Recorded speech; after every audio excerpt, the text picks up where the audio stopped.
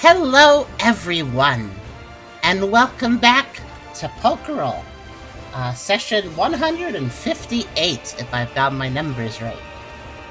Last episode, we entered into the quarantined zone of this peninsula cliffside area of two different settlements, a main city and castle, which we're approaching, and a front settlement, which we had quite the battle in the last two sessions. There's a big fight.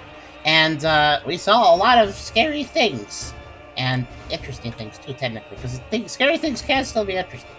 But we also saw, my character saw a cameo appearance of somebody probably very evil.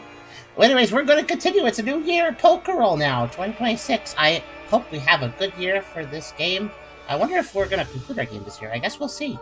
But anyways, before we begin, if you like the video, do think about giving a like, maybe subscribing if you'd like to do that, or maybe coming over to Twitch if you want to watch this content live. Whether you want to lurk or talk, think about coming by if you feel like it. It really does help out.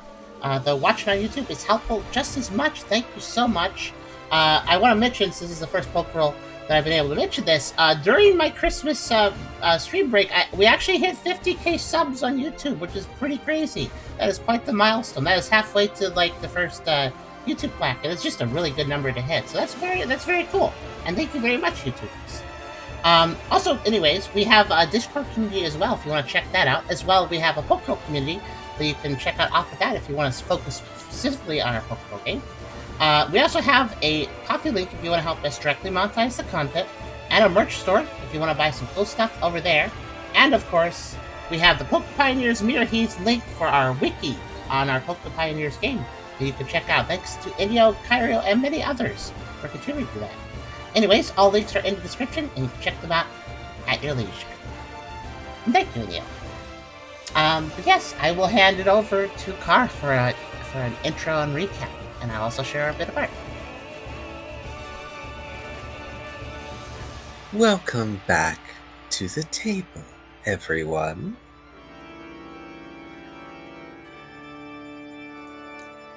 Yay, hello. As a brief summary, since we've been away for a little bit, Team Cheer has gone on to investigate the rumors of a plague happening off in the western peninsula of the Plains continent. More to check in on Team Mischief Makers than anything else. And what they found was not what they had expected. Guarding the entrance to the peninsula was none other than Benkei. He and his poniards, keeping at bay those infected by the plague beyond. When Team Cheer would not be swayed, Benkei informed them that if they returned, they might not be allowed to leave. But they still pressed on in spite of what they have seen. And as sessions prior, they found themselves in a small village along the cliffside roads, a place by the name of Halfcliff. It is there that they finally encountered in person those infected by this crystalline disease.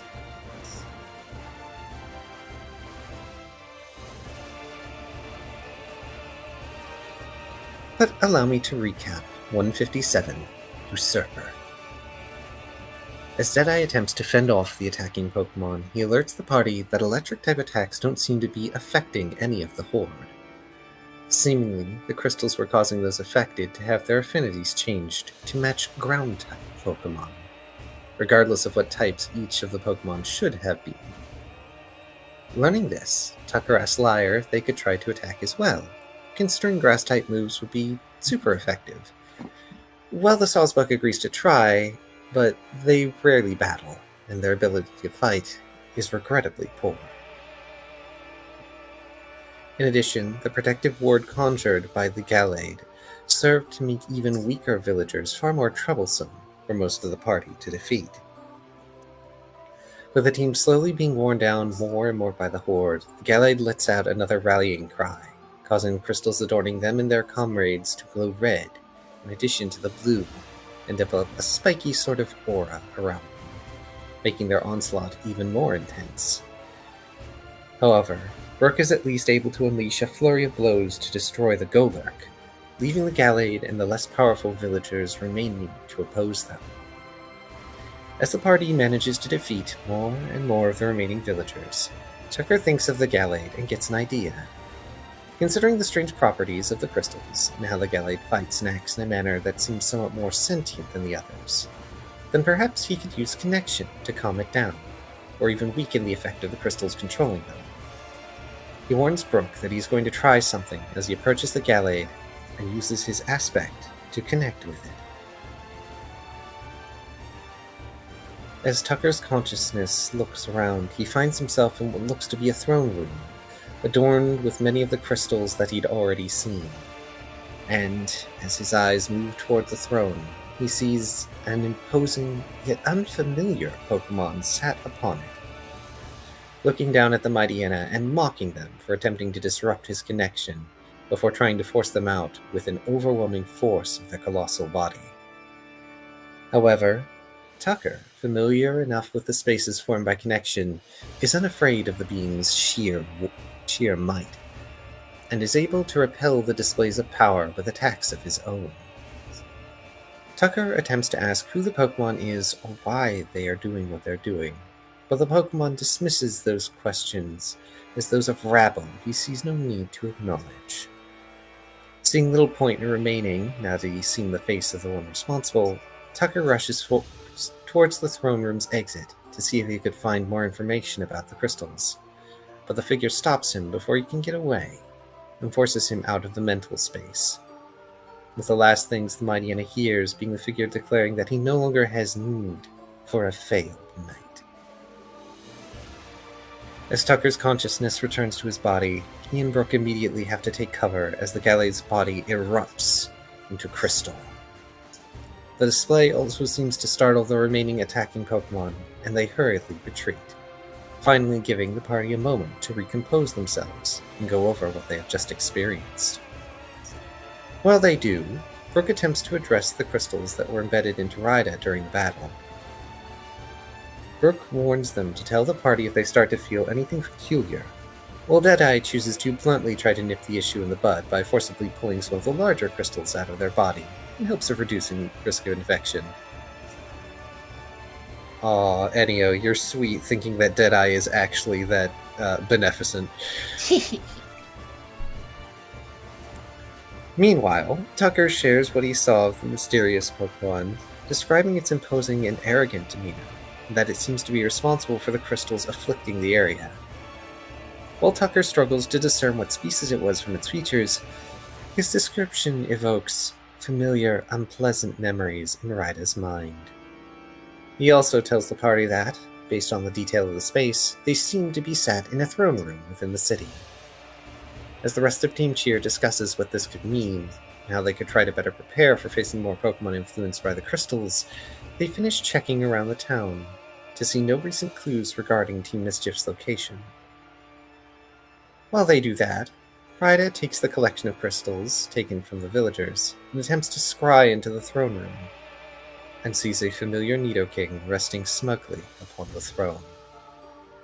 Looking at the Nidoking and seeing a certain crown upon their head elicits a noticeable expression of anger from the Kirlia, and they begin to march ahead despite Brooke's order to let him resume treating their crystal-formed injuries.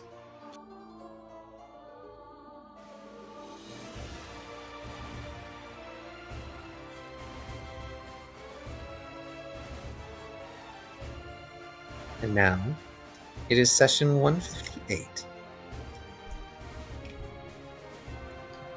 I'd like to make one correction to recap. Yes. Rida did not look around for crystals. They used the crystals embedded in their arm to scry. Yeah. I'd like to make one Minor addition thing, but yeah. as well. Oh, go ahead. No, that's all. Okay. I wanted to make one addition. I recall that, while currently indecipherable to both him and the party, Tucker was scathed by Crystal as well. Which, to explain the HUD, too, because the HUD actually indicates this right now. Though that injury was not picked up on, at least not yet. Indeed. Okay, now we can go back to Dungeons to number 15. Okay.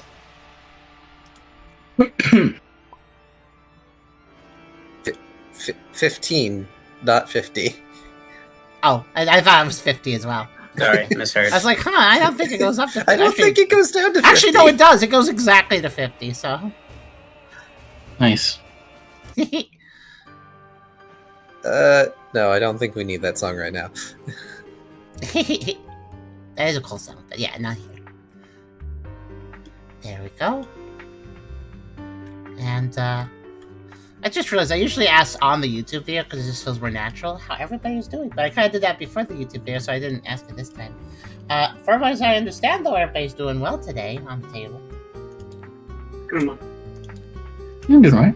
Yeah. I wanted to ask, actually, Kyrio, how's your sickness doing? That has that cough. Me? Yeah, that cough you were persisting with. Yeah, I still got it, but it's not too bad. Well, that's good. Hydra is back from a somewhat exhaustive vacation there. Chilling at home.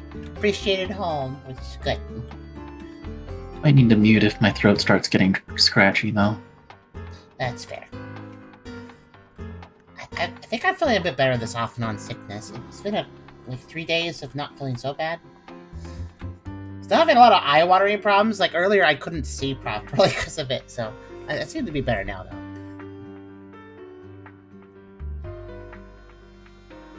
But, so we have finished the Half-Cliff Conflict, as I guess you could call it. Which, by the way, for anybody not keeping up to date, that was 2 sessions of Half-Cliff Conflict. It was a big fight. So I wonder what will happen with going further. I guess we'll find out today. And, as mentioned, Ryda is already storming out of the village, heedless of their current condition. Mm-hmm.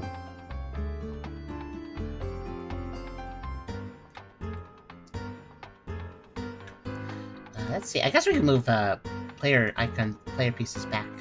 We had them away because of a grid, but there we go.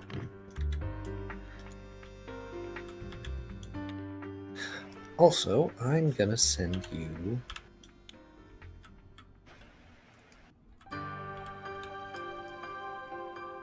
a thing, charm, so that we can have a card to replace something that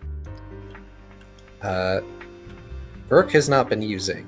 Oh, and it's okay. needed an upgrade. Ah. Sure. Oh, yeah. I can get that sorted. I forgot I had actually made the card. Yeah, go right No. ahead. And while you find that, I want to point out that I shared the fan art wordlessly during the recap, but I appreciate the Sadrock do this update. They drew this artwork like a year and a half ago as a doodle, and they decided to do a redraw since they had increased their skills, and I appreciate that. Oh, so nice. Yeah. You went to a wedding. Oh, neat. I hope you ate some good cake. And also saw a good Alright. wedding for that matter.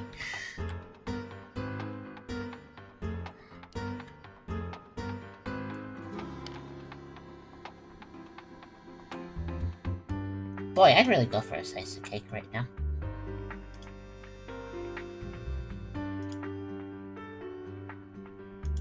Oh, oh, by the way, I'm sorry for your pain, Virus. I want to show this though. So, reminder that the UK is a little bit silly right now. Be glad you're not in it if you are. But this is the. So for Virus, this is what the board looks like. It's just like continental region. Gosh, it's like playing Gmod without the right files.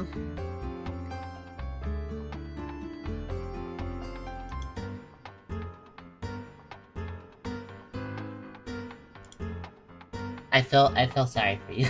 That's really annoying. There's so many. There is a ridiculous number of different Imgur elements on the table at this point. That it is a complex weave. So I don't know. Oh, wow. Yeah, I don't know how to. Here's got some That looks awful. Right? It's quite something. I like how there's just an occasional element that still manages to get through for him, but yeah, it's kind of weird. Launching tabletop with VPN active does not fix this. Really? That's weird. Usually VPN fixes all that stuff for you. I wonder why it doesn't there. Oh, probably because, well, Imgur, it sources the elements from Imgur, and it's like a crisscross. And Crash is having a hard time watching the session since it stops before you see the streamer. Try lowering your quality. Sounds like your internet might be a little bit murky.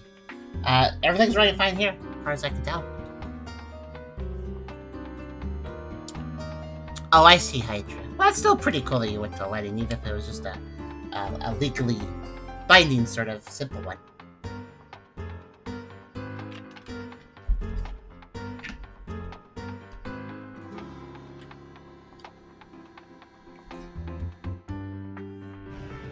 Right then. Oh.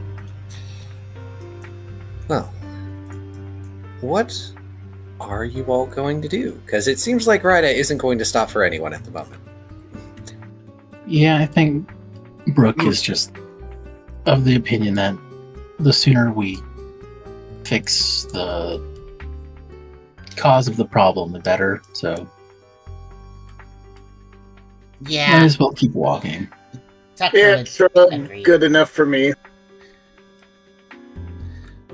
I mean, all we did was route the Yeah. Pokemon we were fighting here, so it's best not to stick around. Also, we already know that there's no known cure for this thing, so fussing over it's not going to help. Correct. I believe it was Ralph who got in contact with Mewtwo, who Yes, indeed. let on that this is caused by a Pokemon. It only acts like a disease. There really isn't a way for you to cure it. Oh, that's Yeah. right. Yeah. Indeed, indeed.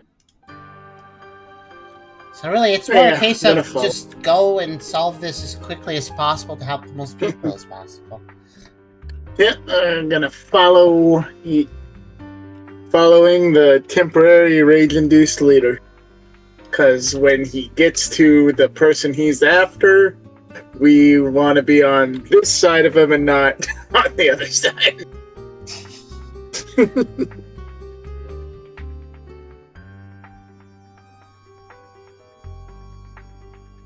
Yeah, just walking along being like, God, man.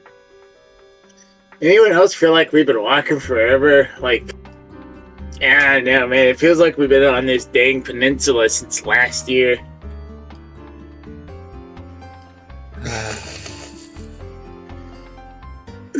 I should have known that would happen. I knew that was going to that. Anyone else feel like God this side? Shrug.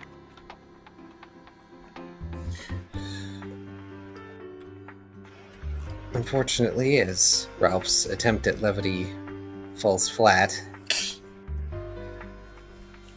following Ryda,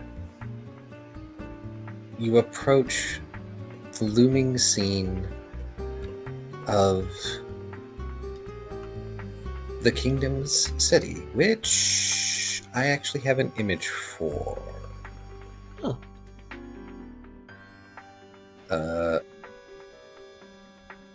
What? I know I sent it in the Discord a while ago. Did you want me to send it on Telegram as well?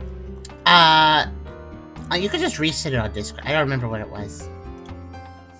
Also, were you sending a move card? I thought you were. I did. You did? I did on Oh, Telegram. Oh, let me go over there. I was a little confused. All right, let me go check. All right, just send the other thing on Yeah. Telegram then. In that case. All right, let me get that Yes. card up. I was wondering where the card was. I was like, where'd it go? Okay, let's see. Yeah, I've been trying to transition to message you more on Discord because it kind of feels like... Honestly, I don't know what platform is better for you. Most of our stuff is on Discord, so I started transitioning to using Discord more. I'm just used to sending you like pings and things on telegram. That's which fair, is we why can I stick to default that. to it. Yeah, we can. And also, there's like a hard limit on Discord, so some things won't send there. Yeah, that's true. That might be why Telegram is being used in the first place, actually, because I know Charm and you were saying stuff back and forth too, so that might be why. Okay, let me just give me a second. I'm gonna scramble, make this card real fast. Gotta save in the right place first, and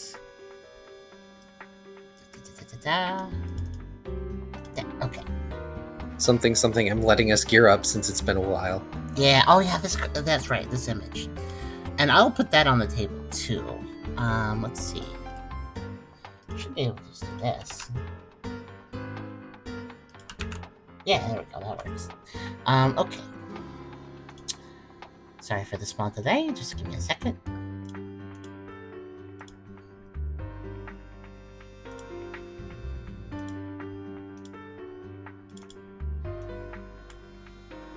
Hello, Crimson, and thank you for the sub. Oh, I forgot to turn ads off. I don't know how that reminded me of that. Remember, I voluntarily turned ads off for the stream for Pokerole sessions. There you go, it's off for now. And I'll turn it back on at the end of the session. And please, as a casual reminder, every time I do this, I turn off ads for Pokerole so you guys don't suffer story interruptions. If you appreciate that, maybe consider doing what Crimson did and dropping a sub or donating. Since I am cutting ad revenue. Okay, let's see here. There we go. Oh, you're taking care of that. Ryda. You've taken the lead.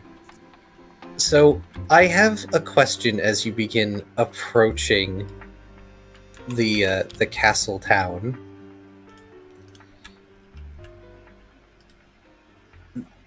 There are tall stone walls and a gate that lead inside. And even from a distance, you can tell that both the walls and the gate are guarded. Do you intend to just sort of walk in the front door?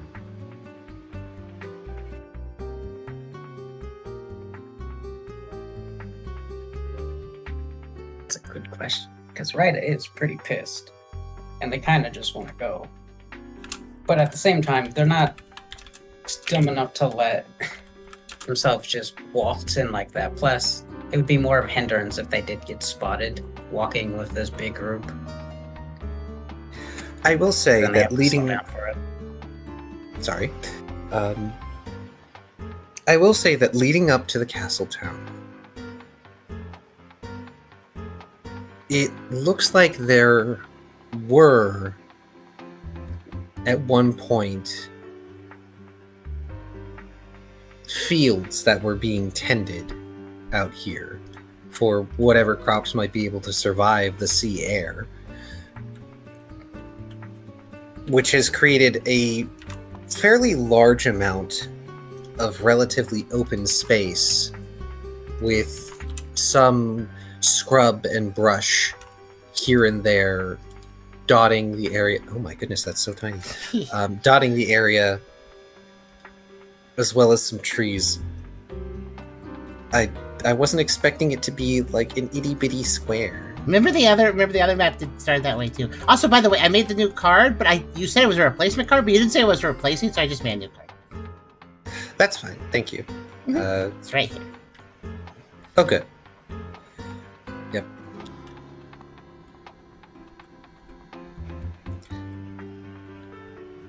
Now, mind you, in addition to this description, y'all aren't even on this map yet. Okay, so we're like to the right of the map, basically? Yeah, you are to the right of the map. You can ignore the fact that it trails off to the top and bottom because... Oh, it won't draw on top of that. That's fine. Hang on.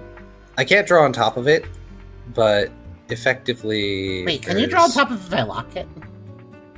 Is that what makes... Yeah, oh, there you go. Okay. Because I was like, we could draw on top of the other map. What changes? Yeah, I think it's just a matter of locking the map. Or locking the tile. Because the way the cliff works...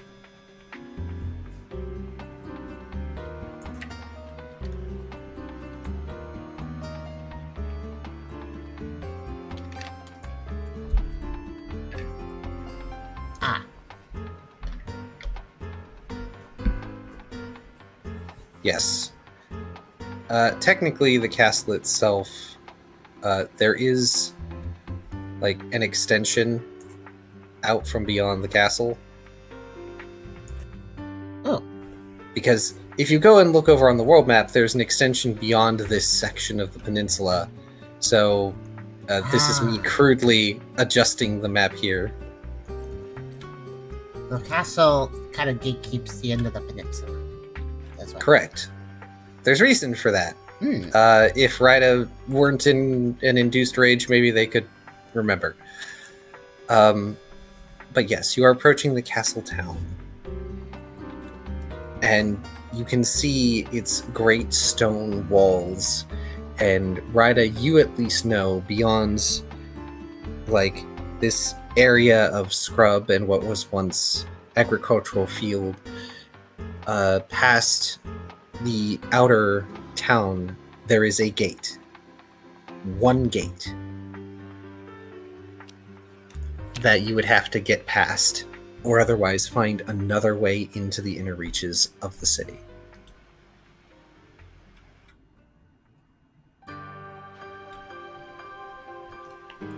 For everyone else, since Ryda's got the angry tactical going on, you are approaching this area. Are any of you taking any sort of specific action as you're approaching and following Ryda, or are you just following? Well, coming up on this thing, I believe I know just what to do. I'm gonna... Let's see, is it half of total, or... I'm gonna belly drum up.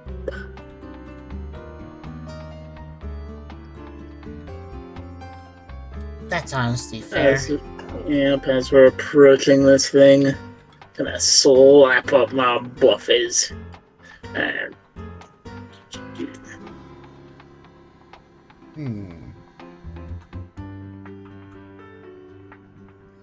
It's not really like advanced buffing that Tucker can do, so... Yeah, just on the very low chance of me botching, to like punch myself in the stomach and knock myself out. Excellent.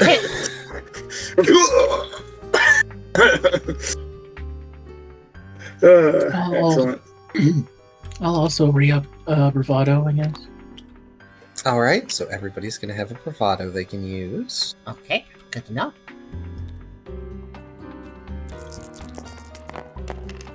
And what about Lucky Chan? What's the status on that? Ryda is a little distracted, so I don't know if that's being maintained. It should still be active. Yeah, Okay. Lucky Chance should still be active. You've only just left the combat, technically speaking. You didn't linger around Halfcliff very long. Yeah, for good reason. Mine are still at low HP. I have a question about, now that we have a map to look at, I have a new section to look at. I have a question. From what I recall, this peninsula kind of is uphill, the direction we're going. Is that consistent? Yes, it is slowly sloping uphill at the moment. In that case, well, Ryda has an idea of where we're going and what's, like, there's a gate and stuff. I imagine can we see the big city gate? Can we see the big city walls, I mean? You can definitely see the big city walls, and as before, you can see the castle towards the back of it that has been completely overtaken at the back and around the sides in purple crystal. And there's more of the purple crystal that's sort of been growing and creeping over portions of the city, the walls itself. Like, one section of the wall, one of the parapets is... Okay. You okay? I just sneezed. Oh, you're fine. One of the parapets of the wall has been completely replaced by this almost eerie, twisting crystal growth that looks like almost like an arm trying to claw at the sky. And there, on some of the buildings in the outer castle town, you can see there's crystal grows like where's my ping? I forget how I ping. Crap, there was a letter we could click. Whatever, where is it? It's Tab. Yeah, over here you can see where there's that opening between a bunch of buildings that's like a little mini, like, plaza or courtyard area. Like, there's a large pillar of crystal there that glows softly in a sort of rhythmic, brighter and then dimmer and brighter sort of thing. Very slow, almost like it's keeping track of time. Interesting. Well, since this is an uphill, like, it's obvious that this is a very expansive, like, it's pretty obvious that there's outer city and then there's probably inner city, but from an uphill perspective, we are kind of limited on knowing just how the sprawl works, probably, aside from seeing the high points like the castle and the walls. I mentioned there's quite a bit of cases of buildings walking sight of other things, and so, in other words, I think Wright is the one that really knows the layout best, probably, though granted, as of right now, I don't think, in character, I don't think any of us really understand that Ryder knows his place, so I think what Tucker would be doing at this point is, as it's obvious that we're approaching, they're approaching a very big, city sprawl at this point, and that it's quite expansive, Tucker will probably move a little faster, and say to Ryder, maybe, well, we shouldn't stick around, but should we be rushing this much? This looks like a lot to go through.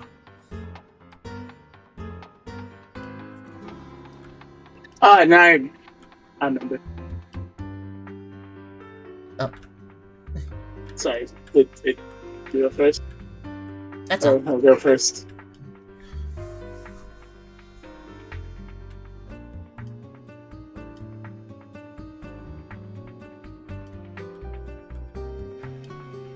We can also move on to track locales 11.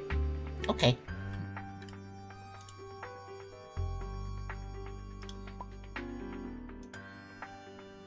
Oh, sure. Sure, Hydra. Tucker moved a little faster than the rest of the group to kind of catch up to Ryder and say to Ryder, basically looking uphill, seeing this big urban sprawl coming up, and given the last ambush they just went through, Tucker's basically approaching Ryder to say, Ryder, do you think we should be rushing in this much? We don't really know the area.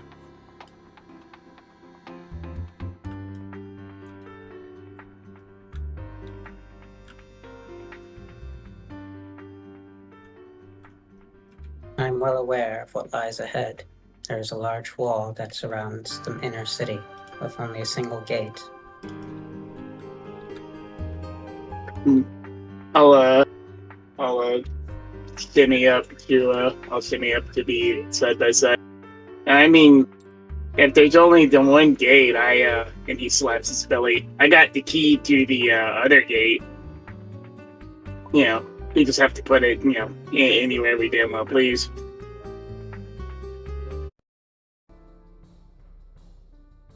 You sure this is the only way in?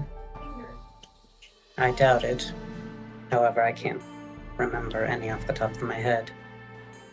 Making a new entrance, however, would draw a lot of attention.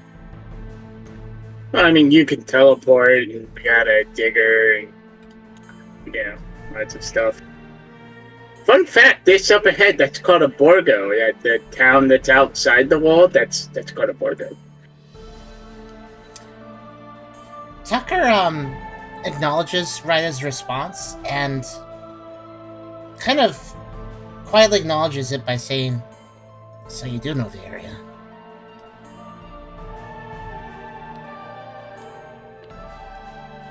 Vaguely. My memory on it is hazy at best. It's more instinct than general memory. Hey, you reckon though? Tucker would nod and simply say, well, it's more than any of us have to go on, I think. Just be careful. That's all I ask. And No. Tucker will be looking at some of Ryta's injuries while saying that. Hey, you reckon they'll, just let us pass if we pretend to be infected too? Yeah, I'm gonna do my best impression of infected and drag myself along like a zombie. Oh, yes. I'm certain that they'll totally believe you, Glaf.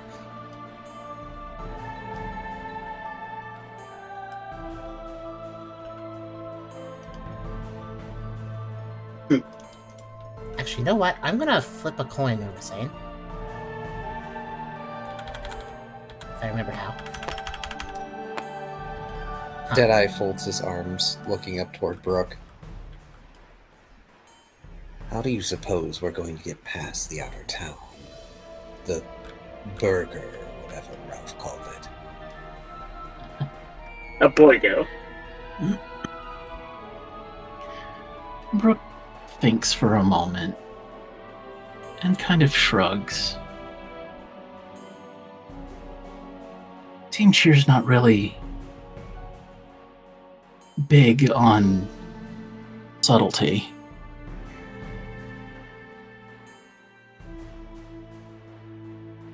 Right now, my plan is to keep moving forward and knock down anyone in our way. I'm pretty good at knocking things down. That said, we don't want to attract too much attention or we might get swarmed, so I'm still kind of considering options. Tucker would think for a second.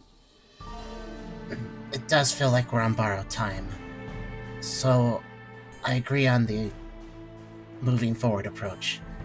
That being said, if we feel like stealth is an option, I could always try to shadow sneak us. But I need to see where we're going first. Actually, Tucker will look around. Is there any vantage points before entering the city?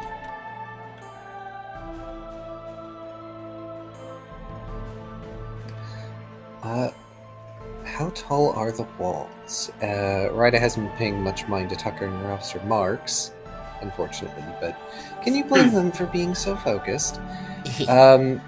While I answer the question for Ryda, go ahead and give me an insight survival alert, Tucker, Okay. to see if you find anywhere that could be a decent vantage point. I'm also assuming y'all are slowing down before you start entering the map, because there's a little gate outpost, sorta, right at the edge there. Oh. Oh. Well, Lucky Chat makes it a bit better than it looks, but... Yeah.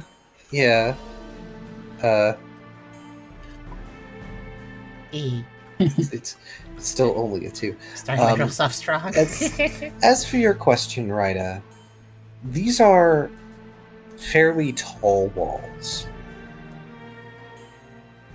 And from what little you can pick out of your memory, they definitely were tall even back when you lived here.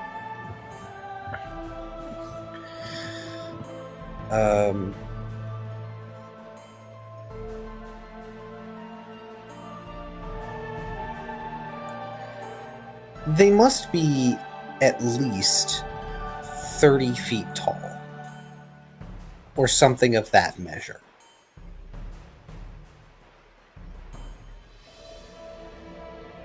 You aren't necessarily sure why, but you know that there was a reason they were so tall.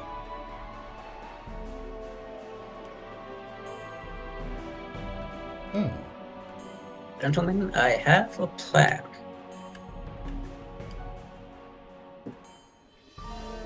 I just need to get to the walls. It's a little risky. Getting to the walls unnoticed.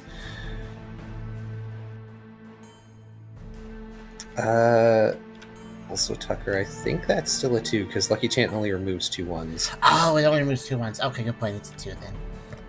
The walls are 4.5 brooks tall. Yes.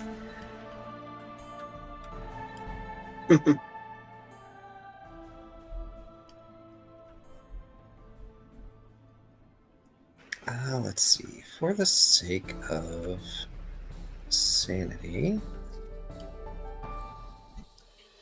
let's grab... Actually, we'll grab the icon that's on the main map.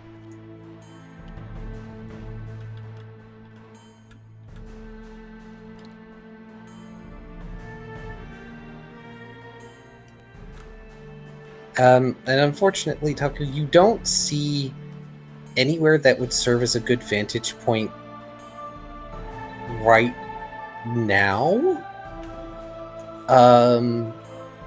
Most of the buildings in the Borgo aren't exactly particularly tall, especially those that are right up against the walls. And that's probably by design to keep people from using them to keep Pokemon from using them to get over the walls. Makes sense. The tallest structure in the Borgo is the glowing crystal in the center of that little courtyard that you can see from here, but also that would be a very obvious thing to climb. If you're looking for, say, nearby trees or something like that, there are a couple that are scattered about, but not any that would be particularly useful to get a great view from this distance to the main city. I imagine the tree cover isn't super crazy and on a cliffside archipelago.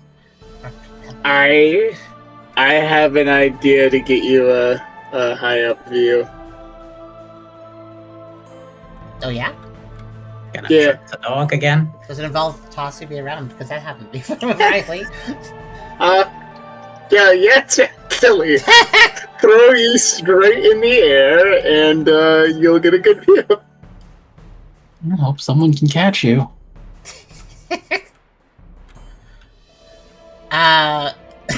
Is that actually being said by Ralph?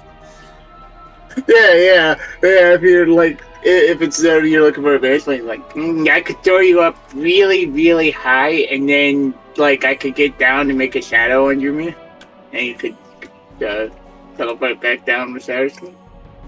I don't think you can use Shadow Sneak in midair. That might require some level of concentration. I'm not sure about, Ralph. Says Tucker. Yeah, I'll just say it outright. Tucker, you can't Shadow Sneak in the air. The air doesn't have shadows in it. Yeah, I also think I kind of needed the ground for that, or at least a wall, I suppose. Like, maybe if Ralph was throwing you, like, into the underside of a very large bird Pokemon and it was super sunny out, you could maybe finagle using the shadow of the underside for Shadow Sneak. So but that would be weird. You just violate some poor Firo. It's like, Oh, right. That's right. I remember, Kyrio, you brought that up before. Tucker will think for a second. Maybe the best bet is just to get atop the walls, which itself sounds kind of dangerous, but hopefully we can skip whatever's past the wall and just go right to the castle with the right angle and the right vantage point. yeah, sounds good to me. We'll have to get to the wall first. Indeed. And ahead on the path, like I said, is a little gatehouse.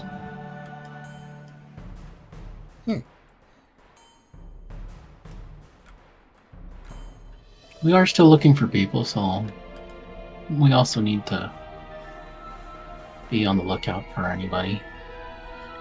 Yeah, Tucker was about to suggest, like, should we get off the road, but technically we are looking for people, so it's like, as much as risk of ambushes on the main path could be a thing, as we saw in Halfcliff, at the same time, we don't want to make ourselves so scarce that we can't find the people we're looking for, so it's kind of a damned if you do, damned if you don't.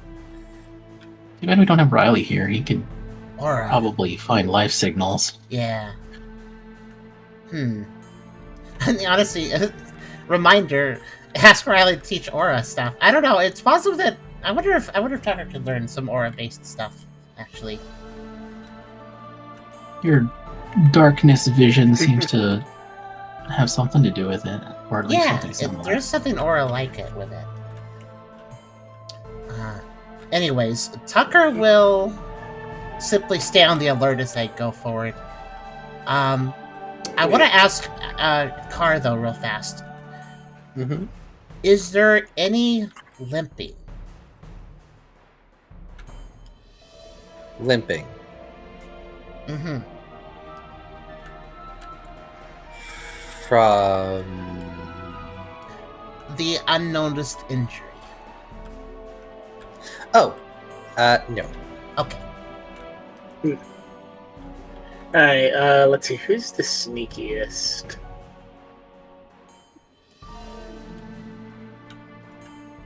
Whoever's the sneakiest, sneak ahead and see if the gatehouse is filled with people or monsters. For me, I was just checking if I had written something down in a message. Ryda says, we can find them after we deal with the one responsible for this. Right. I'm gonna hurry ahead and try to try as sneaky as I can, see if the gatehouse is empty, filled with living Pokemon, or filled with zombie Pokemon. Give me a Dex Survival Stealth, please. Excellent.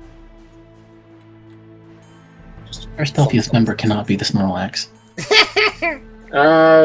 You say that. 6, 7, 8. Dex Survival Stealth, let's see how many dice would I get for that. Lucky chance, so that'll be 4. Why would we get 10? But more is not always better. That's 7. Depends. Yeah. How much would that be for... Alright, Ralph. Oh, I actually have the most. You move up to the gatehouse, and peering through one of the windows, you see sort of hunched over a desk, seemingly reading a book, is this sort of autumn-hued Grovyle that has clear crystalline growths sort of winding down along their back and tail. Well, they don't appear to have noticed you.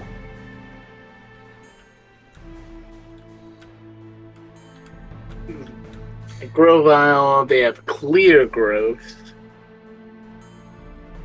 Huh. Yeah, like obvious.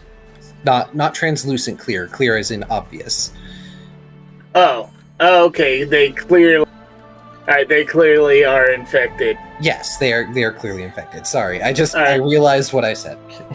I will sneak back to the party and go and be like, yeah, it's filled with the zombie. Looks like he was zombified on the job.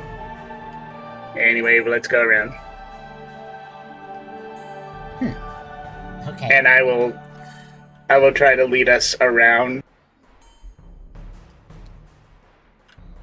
Secondly, thinking of picking up Ryda, turning them slanted, and out of character curious why they read a book, but if Ralph doesn't find that information interesting, I guess it's not a concern to Tucker. Question. Oh, sorry. Well, it's not something that was reported, so it's not something we have to worry about. Not exactly. a concern. Are you going around south or north based on the map's positioning? I was thinking south.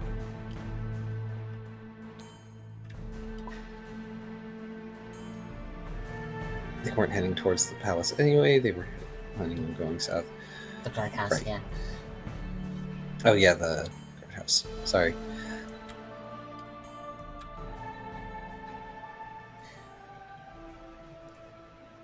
So, you start to head south, veering off the path into softer, somewhat overgrown grasses. Is there anywhere in particular you want to head towards, or are you just, like, going as far as you can?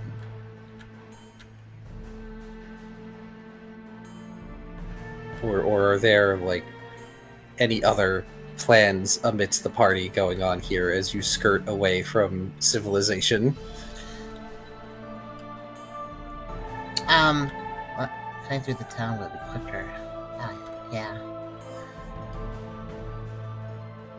Oh, is there a conflict of decisions here then? No, I Okay. think so. We're just avoiding the guardhouse right now. Mm-hmm. And I suppose the main road with it.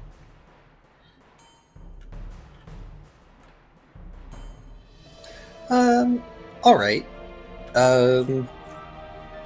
Ralph is the one who's currently veering things away, so... Ralph, how about you ping for me where you're looking to start getting into the Borgo? Let's see here. How do I ping? It's tap. Tab, or you Press can tab. use the line tool with click. Sorry, I didn't mean to yawn. It's Let's okay. see. I'm thinking.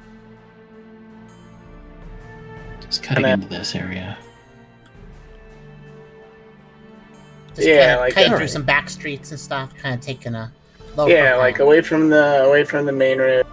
Plus, we might happen upon survivors. Like, we're stealthy enough. Hopefully, we don't happen upon infected. Like, we might happen upon survivors going this way through it, but we're also less likely to encounter patrols. How did you make a right angle? I don't understand. That's weird. Oh, I don't even know how I you did hit that. shift. I hit shift while I was. Huh. Shift. Oh, neat. I didn't know you could do that. That's neat. I like that. I mean, that's a good way to measure. Shift is my push-to-type key. Ah. Can Tucker do a general stealth roll to basically stay low and slink, basically, as they go? You may. Okay. Tech survival stealth? Yes. Yeah, I'm realizing I should because Tucker actually has the best stats for this out of anyone. Or best roll, Yeah, I best number of remember dice, at least. Oh, good. Now Lucky Chance more useful. Yeah, I 6. remember when I failed the stealth roll, but the enemy got a 0. And I got the heart out of that. Oh, also a 6. And you didn't have Alright. to rely on Lucky Chance for that one. In which case, both Tucker and Ryda are moving rather quickly and quietly, following Ralph's lead. Deadeye has sort of hunkered down and started to slink. He's a little bit colorful for this area. Yellow. Yeah. Lyre just follows along behind you. They're acting a little bit oblivious. They see that y'all are sneaking, but they're not noticing any reason to sneak at the moment. Also, there's Ralph and Brooke, so I mean, it's fine, right? I'm as stealthy as I can be, and I'll like shamble a little bit. Yeah, like heavy with the front step and then dragging my other leg. Also, Just a fellow zombie. Deer are naturally graceful, so I imagine Larry isn't making much noise. Maybe not much noise, but they aren't exactly sneaky. How do you do, fellow zombies? Eating any good brains lately? Speaking of fellow zombies, or what you think of them, you start to approach the streets of the Borgo. As much as they can be considered streets, it's mostly just dirt pathing between buildings and clusters thereof. You begin to notice signs of habitation. Like, there's a window open that has a candle lit in it. There's clothing on a line strung between like two corners of one of the houses. But you aren't seeing anyone yet. But these are like recent signs of activity. Signs of basic maintaining of property and, domiciles. Yeah. Aside from the fact that some houses have crystal growths on them or like through them, they don't look utterly ruined or forsaken. I just realized you're giving me Resident Evil 4 vibes where, like, everybody's technically, infected and stuff, but they still, like, tend to their fires and stuff like that.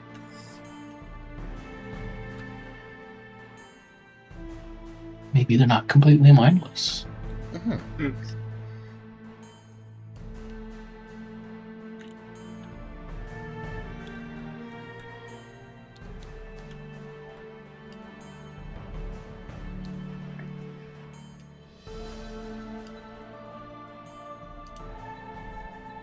Nick and Tom.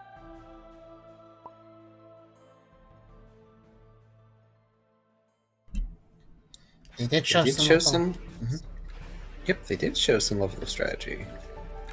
Mm-hmm. Definitely. I mean, that was a proper, like, strategic ambush, more or less. The Half-Cliff, so. question is, are they capable on their own, or is it just the not king giving them not orders? That's true, but we don't know about that because Ralph didn't report that. I assume Ralph just saw that and was like, "Oh, he must have been frozen in what he was doing before he got infected or something." That's the impression that Ralph, was that was my impression, that like he was infected there, and that's like where the last of his mind went. We can swap to locales 10. Okay. That's an easy little adjustment. Yep. I'm making use of locales at the moment. So, you all move into one of the dirt side streets and come across a intersection. And you see there what appear to be two Pokemon talking. One of them is holding a bucket. The other one has what looks to be a rake, just sort of slung over their shoulder.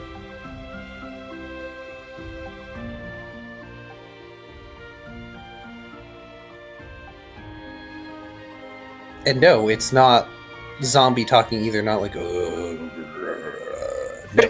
they appear to just be chatting. Do they have crystals? Yes. Yeah, figured that. They also have sort of the countryside garb you might expect, like the very loose sort of woolen blouse and like leather vestments and things like that. Simple, like commoner clothing.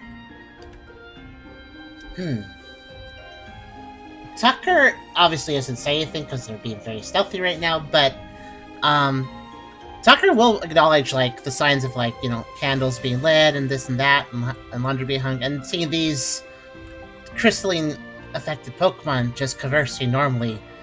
It does put a weird look on Tucker's face where he seems very conflicted about this situation and a little bit confused.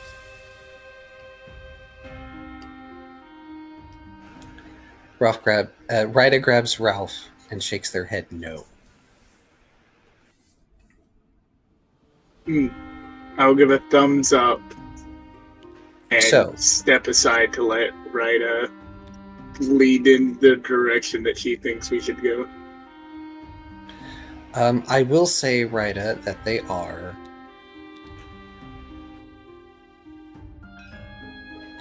right there. It may be a little hard to see, but they're like in the area just off to the side of the intersection. So you could technically skirt past them, but with your larger party members, it would be hard for them to not notice.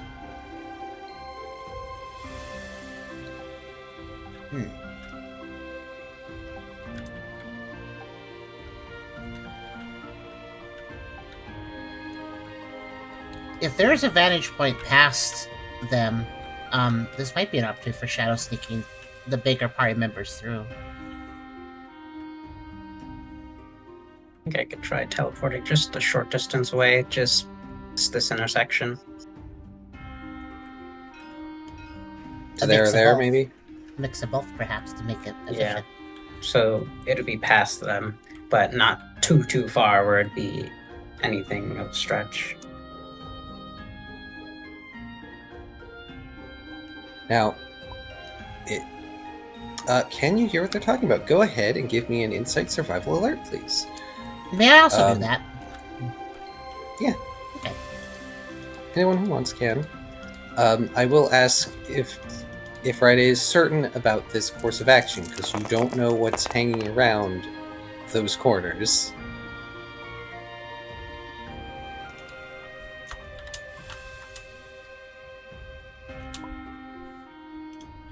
Kind of thinking of like down this way, since we can visually see straight ahead. Okay. That makes sense. Is that whereas we can just go around this building and continue onward? Alrighty. So, Brooke and Tucker, they're exactly trying to keep their conversation a secret. They appear to just be talking about normal things, like weather. Like the one with the rake must be a farmer of some kind. They're talking about how terrible the crops have been of late. And the female Pokemon, the one carrying the bucket with them, is saying like, "Oh yeah, we've had such a terrible time trying to get the salt out of the water we've been drawing from the cliff sides." Really, truly just normal conversation. You'd almost think they weren't if there wasn't any problem here if you just listened to them talk.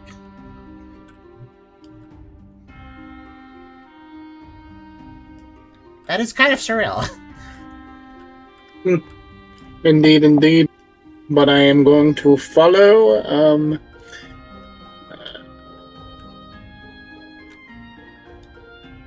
the instructions. Let's see what Kyrio says. Oh. Haven't theory McCav Brooke think of it yet. Brooke is not quite as capable of theorycraft as you are the player. Yeah, not quite. So go ahead and roll your teleport, Rida. Before I do, I was thinking that because there's so many people with teleport, it might be a bit harder to do. So I was going to ask, Rida specifically would turn to Tucker and express.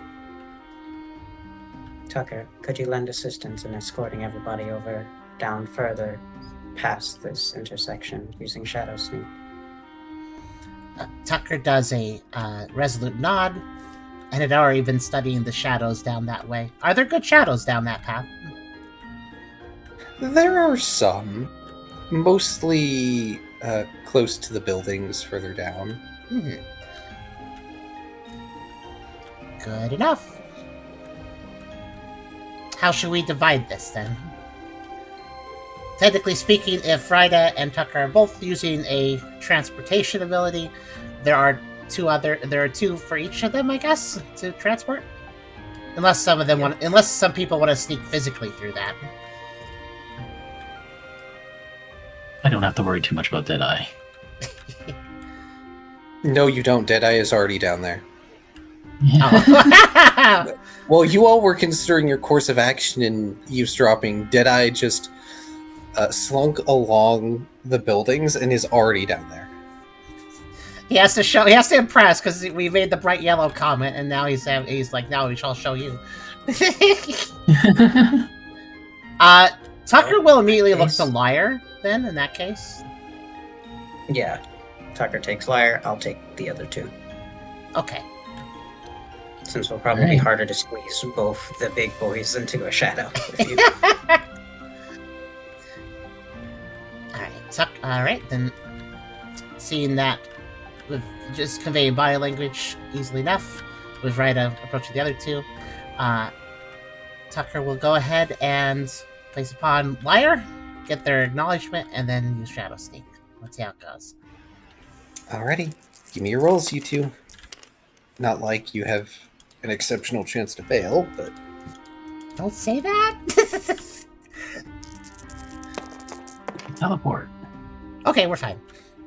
Wow, how consistent. Yeah, like I said.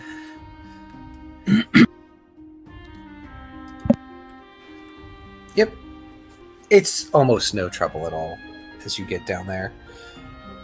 Where it opens up again, and you're kind of realizing that you probably could have just skirted around the edge of town and come down this way. But, I mean, you had no idea there'd be Pokemon, so...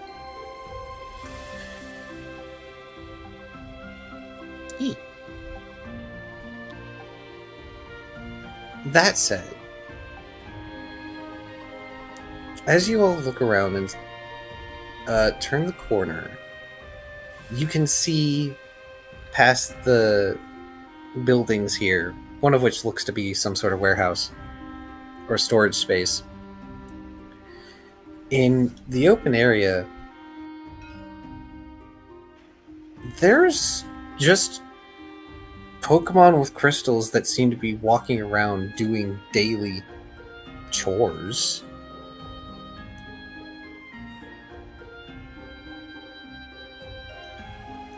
Like there's another Curlia, a non-shiny, that's just sort of sweeping in front of one of the houses. There's a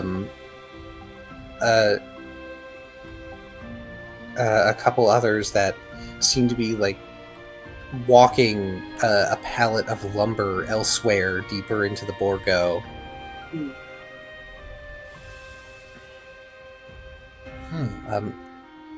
There are a pair of children, a Machop and a Rattata that just sort of run past that seem to be playing, who are also infected.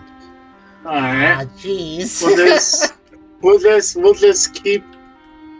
Actually, I'm gonna voice it. We just keep our gaze down, keep going. Even if these guys aren't, even if they still got their minds, we actually don't know if they support the false king or the real king. So.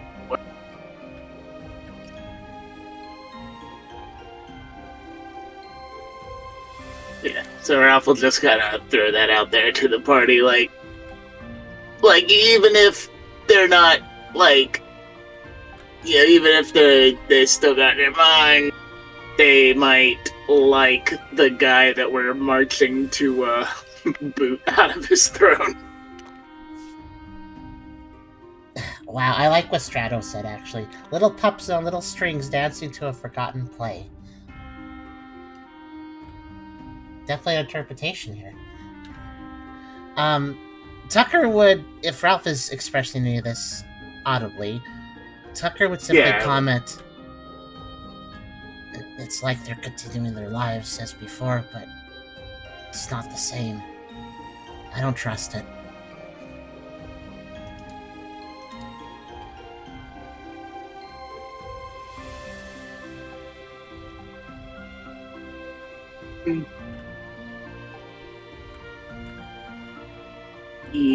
I'd be easing up a little bit, not quite as high strung.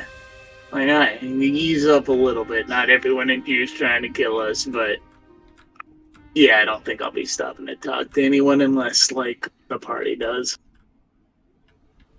They're not stopping to kill us since they don't know we're here. If I that think the less changed, who knows? casualties, the better, though. Yeah. Tucker would actually express that, something similar to that, and say, let's just try to avoid attention. Who knows if this would just cause a fight if we got noticed. And I'd rather fight as few as possible.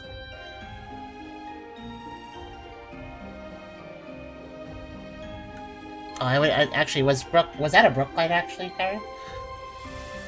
Semi. Yeah, it felt on brand.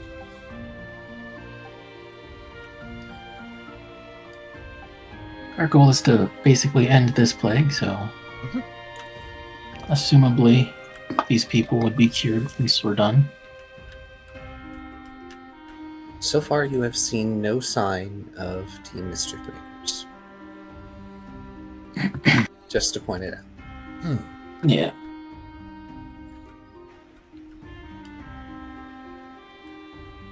So, what next? There are clearly a number of infected civilian Pokemon that are around. You assumed that this was a plague that instilled death and zombification, but it is not. At least so far as you can see. And you've only just barely scratched the outskirts of the Borgo. Might be easier to move undetected on the rooftops.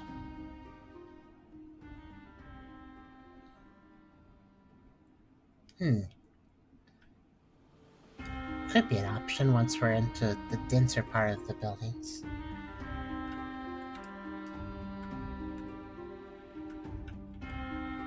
Oh. That's to mark the, crap. Oh, I had the word for it. The crystal was covering that one. Yeah. I forgot the word too. Parapet. Parapet. Yeah. Finally. Yeah, it's the crystal tower that overtook the parapet. In fact, I'll just mark that there. Because that's where the timekeeping one is.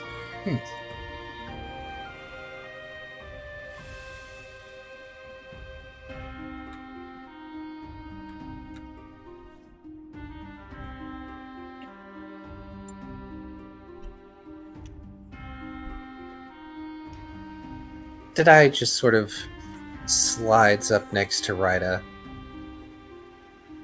Can I make a suggestion?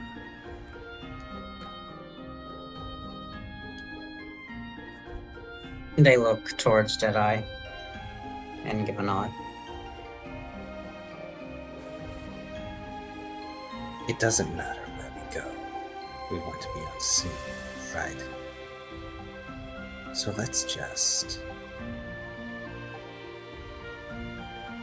walk around.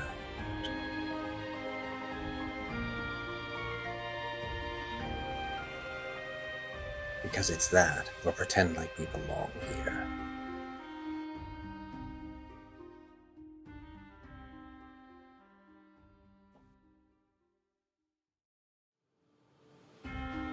So like go all the way around here. That's basically what he's suggesting. Rida, you can tell that he looks annoyed at this. He's sort of just staring at that area. Like, you could totally make it if there weren't so many Pokemon around. I'm gonna agree that Deadeye. Yeah, it sounds better. Go around.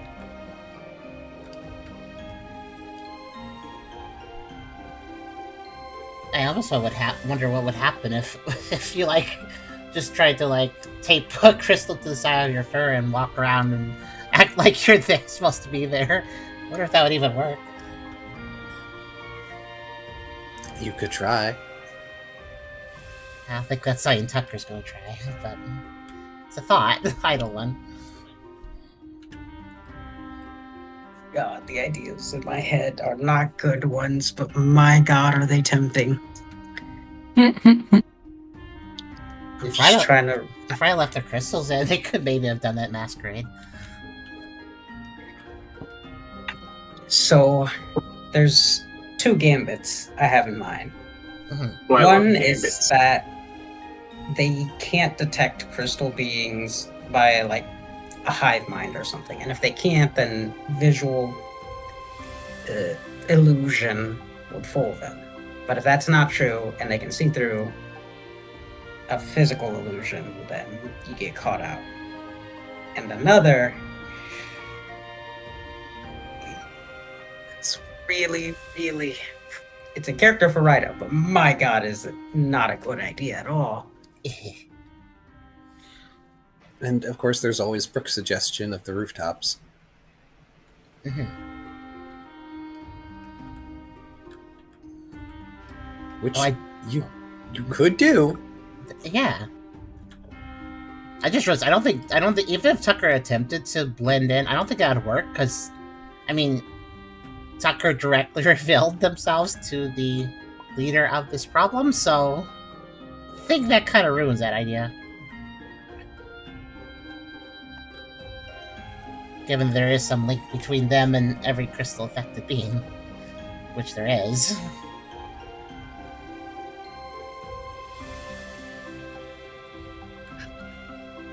I mean, there is a way to test if they'd be fooled by crystals on someone. True. That I could do. However, it might alert them that we're here. Yeah, it's a risky idea, but it's possible to test it. And even if it does succeed, you guys would have to find a way to disguise yourselves. Mm-hmm. So, ultimately, I guess not. 1 unit of doom.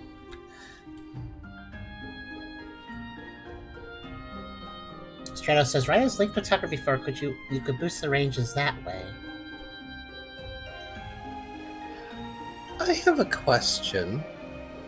I know that Ryda and Deadeye are sort of staring at the open space. I know Tucker's been staring at the open space. What about Ralph and Brooke? I thought it was a good idea to start to go around. I was gonna have, like, started to go around and then look back, like, you guys coming or what? But what about Brooke? What about? That's a good question.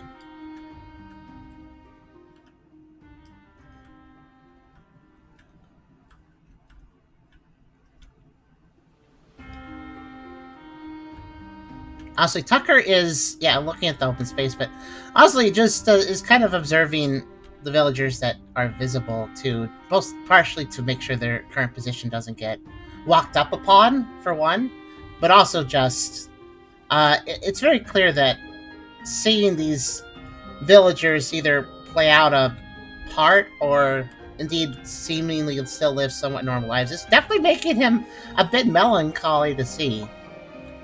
Given their situation. So, Brooke, you being antsy is absolutely the survivalist call here, because you glance back and Tucker, you're looking around at about the right time and see that the Pokemon that was holding the bucket earlier is starting to walk down your direction. Mm-hmm.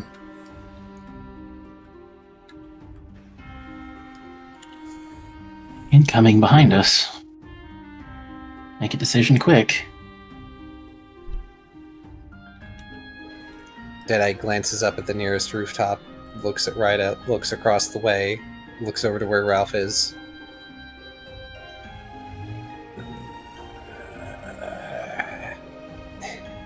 And he just zips over to where Ralph is.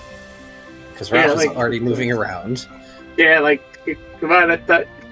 Who, like, would do the thing where I raise one arm, like, confused, like, why I'm not being colored yet. If nobody's We'll head that making... way then. Yeah, that way. Tucker will immediately start moving away from where the villager's approaching. And indeed, follow someone else if they're going that way too. The point is not to stay still.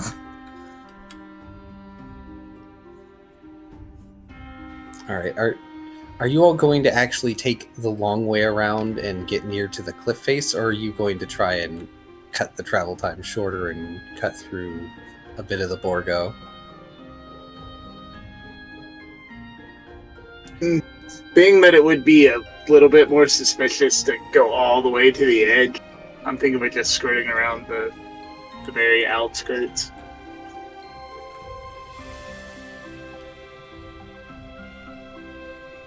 I think Tucker would comment, I feel like we should stick to the outskirts, but the buildings provide some decent cover, too. I'll keep my ears open in case we round a corner into someone.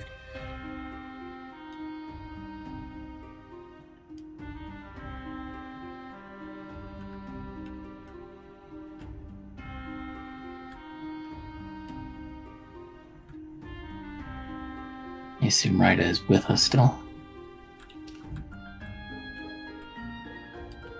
That's a good question. Is Ryda still with everyone, or is Ryda doing the dangerous things? Ryder really wants to do the dangerous thing. But they will concede on this, looking back towards the way, contemplating before eventually giving up and following the party. I'll just say, they were tempted to just grab Deadeye and teleport across the way, leaving everyone else behind. I mean, you could have. I know, and I was so close to doing so. It is possible that we could split up to make less of a footprint and just choose a meetup destination. That is an option.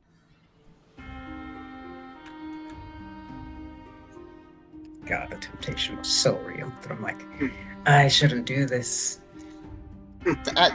Tucker's thoughts are kind of a mix of going around but also sticking to the building, so sort of like maybe doing like this sort of path. Sort of like basically stay close to the buildings for some cover, but not really going like just not going clear to the wilderness or the outskirts, but sticking around the sides of the city planning area, basically.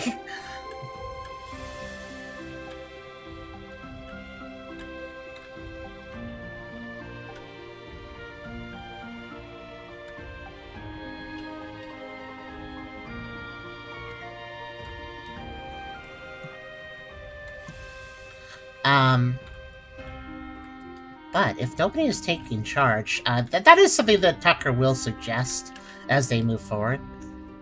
To stick to the buildings for cover, but don't go through too many buildings. In the middle of too many buildings. Especially considering, an alleyway could get locked down pretty easily.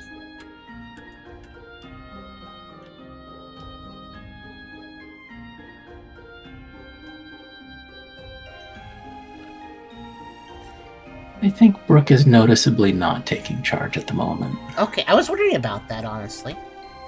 I was wondering if that was just you were being a bit passive for roleplay, or if that was actually an intentional choice. Interesting, then. Okay. Mm-hmm. Since Tucker has the best stealth score, he is comfortable moving, unless somebody is overtaken, and he is comfortable sort of moving to the front. Since he can keep a low profile a little easier, being that, quadrupeds have this advantage that if they want to go low to the ground, they can do that pretty easily without really affecting their move speed too hard. While a biped might have to go to all fours if they want to have a super low profile, that usually hurts their ability to move, and they can't do it as gracefully.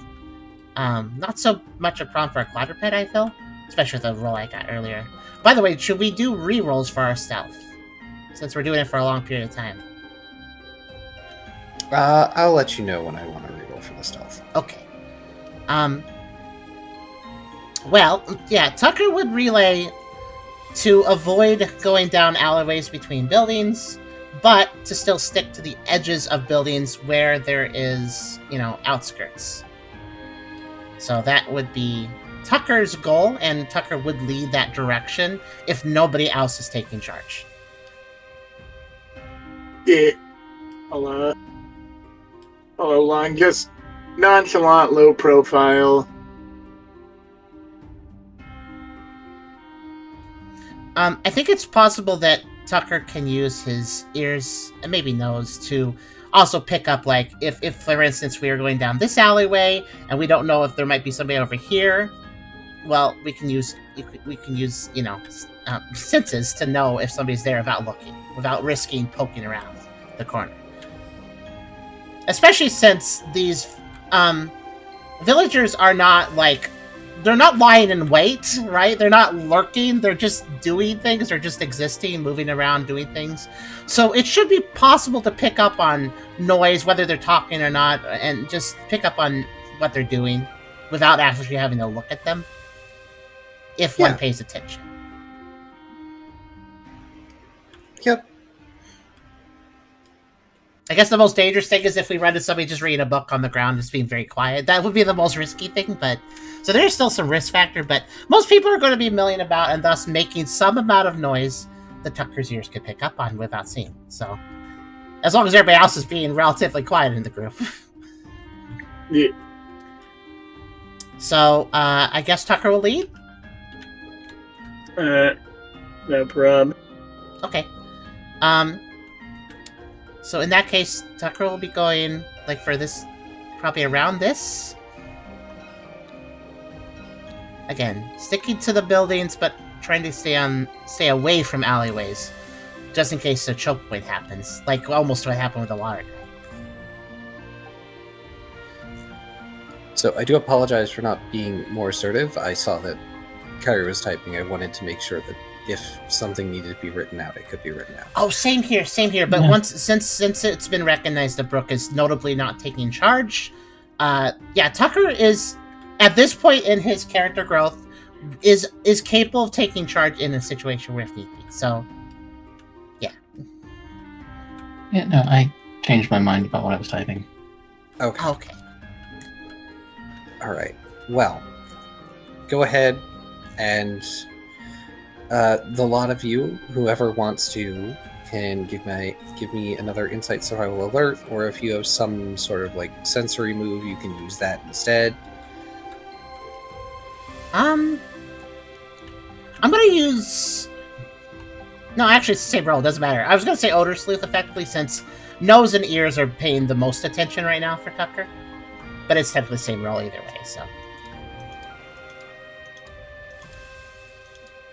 Even if it's the same roll, you could get a different result if you're using moves creatively.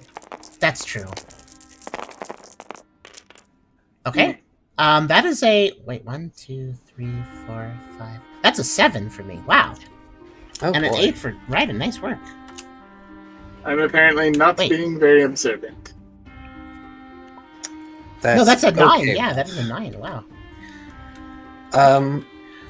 Well, Tucker, you can smell that someone is cooking something nearby, and you and Ryda both can overhear that there appears to be some conversation around this area, but it seems to be coming from inside the houses. So you seem to be safe for now. Ryda, you specifically overhear that there's supposed to be some big hullabaloo happening in town today. Apparently, the king is going to make an address in the castle plaza. The king's gonna be in a dress? He's not that big. He doesn't take up a city block.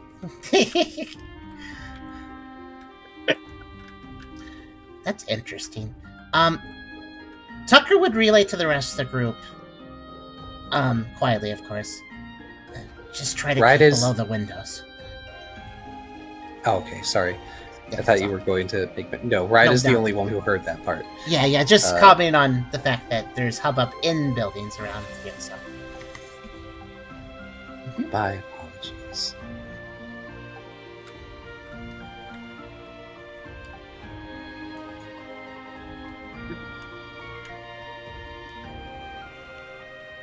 Oh my god. Out of character, but in before, it's like these these 5 or 6 criminals are wanted, and puts our pictures down. Mhm. Actually, there was enough of a fuss in Halfcliff that we probably can all be identified, even if we did try to blend in or something. I will ask though. Give Hydra a second here. Was Ryda gonna communicate that news? I'd say Ryder would wait until after they're away from the building, like completely, where they heard people chatting before actually saying something. Quite reasonable. You make your way past that area, your group scuttling across one of the dirt paths. And you pass near what looks to be the shadowed-in building here. Appears to be some sort of inn or tavern of some description. And Tucker, you feel very justified in having gone around it, considering that area seems like it's probably relatively busy. I was actually wondering what the blacked out buildings indicated on the map. Were they points of interest of sorts? I'm not certain. I've taken to assume they're points of interest because, like, over here is clearly like the palace / the citadel, whatever it would be, using the generator.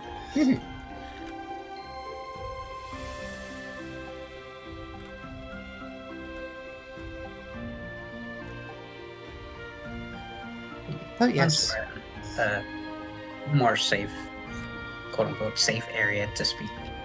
Ryda does chime in, stating, as we were walking by, I overheard the conversation. They remarked on how our target will be in the plaza.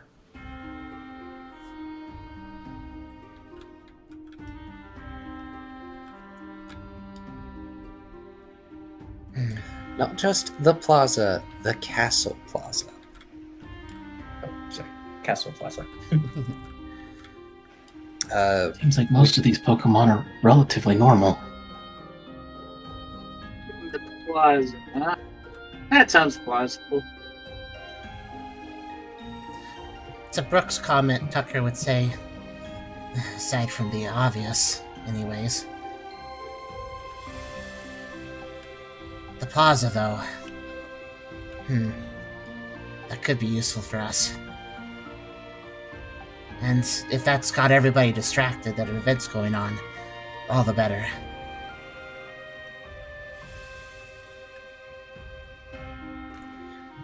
You could try and look for more information, if you wanted.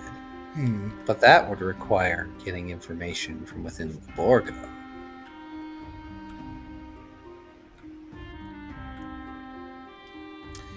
That might be worth knowing. I mean, we don't know when just yet. For instance. Just that it's today, right? Yes, that there's apparently some sort of big address happening from the king. It is notable, Ryda, that they did not speak of the king in ill tone. No surprise there. So I notice at this point we have a fair line of sight on part of the wall. Is there anything notable about this section of wall? Because this would probably be this is kind of where Tucker is aiming to go, like around here. So from what you all can see at this point of the wall, tall though it may be, it is currently being watched and patrolled by guards, as it should be. They don't look as... from this distance, it's really hard to tell, by the way, but the way they move is more familiar to the Pokemon that you found in Halfcliff than the ones that you've been seeing here in the city-town outskirts, castle-town outskirts. For the most part, it looks like probably archers up there. But you do see, as you look up, the very notable point of a spear with its tattered banner flapping in the wind as one knight is making a patrol up along that way.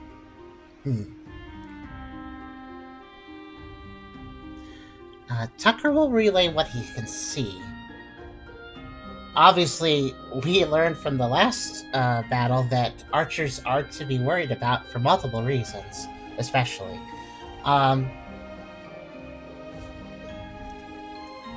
Tucker would comment, because I think this is fairly logical to say,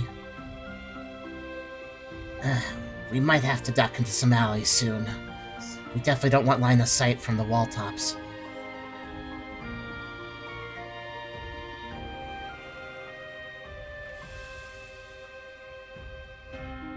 And to communicate that, basically something like this. Basically make sure to use the buildings as a sight breaker for those patrolling. That sounds good to me. Alright, you all may re-up your stealths, please. Okay. Man, I wish I had like a disguise. I guess I have the hat, but the hat's more stand out than disguise. I mean, I was worried this would happen. Oh no! You could take the feathers out and it would just be a normal hat. What was the roll again? Dex survival stealth. Ah man, but with the feathers in the hat, it's just so macaroni, yeah? Okay, I simply need to ask, what random object did Tucker knock over while not looking at the ground for a second? Because that roll...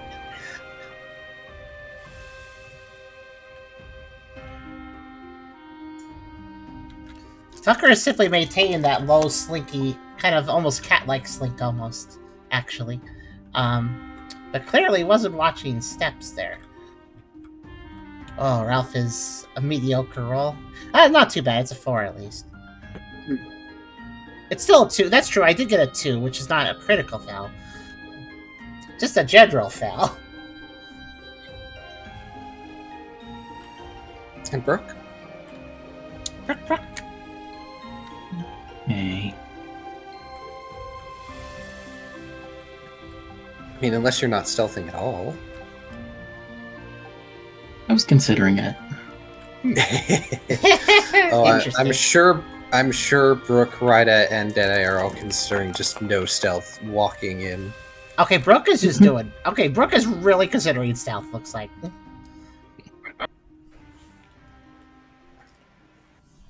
Would be pretty rash if not do.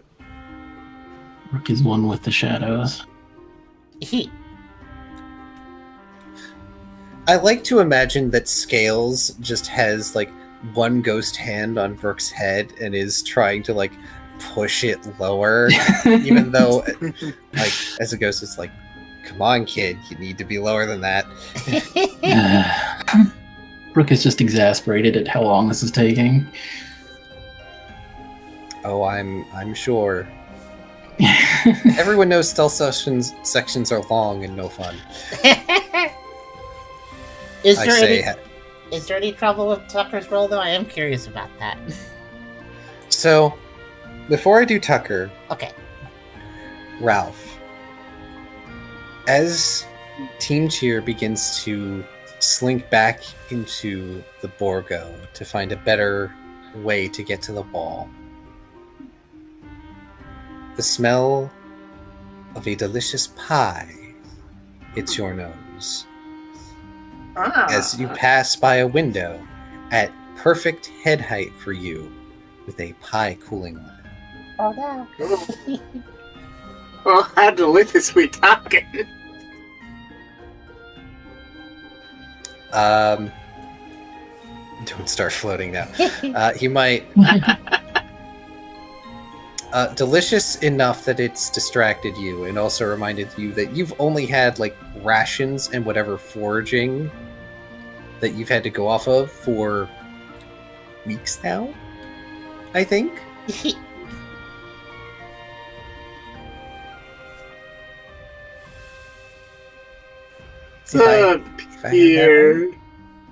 Peer into the window. Does it look like anyone's home?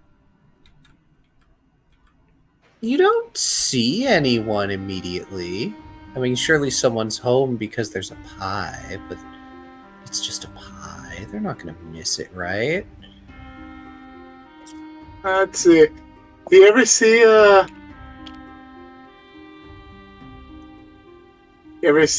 Oh Brother, Where Art Thou?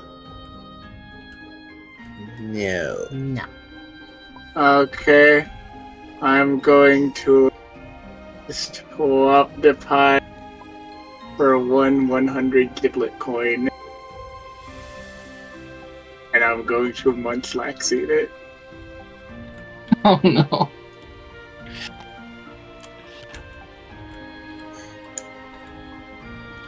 The crust, unfortunately, is delightfully crispy, so it makes a loud crunching sound as you consume the pie.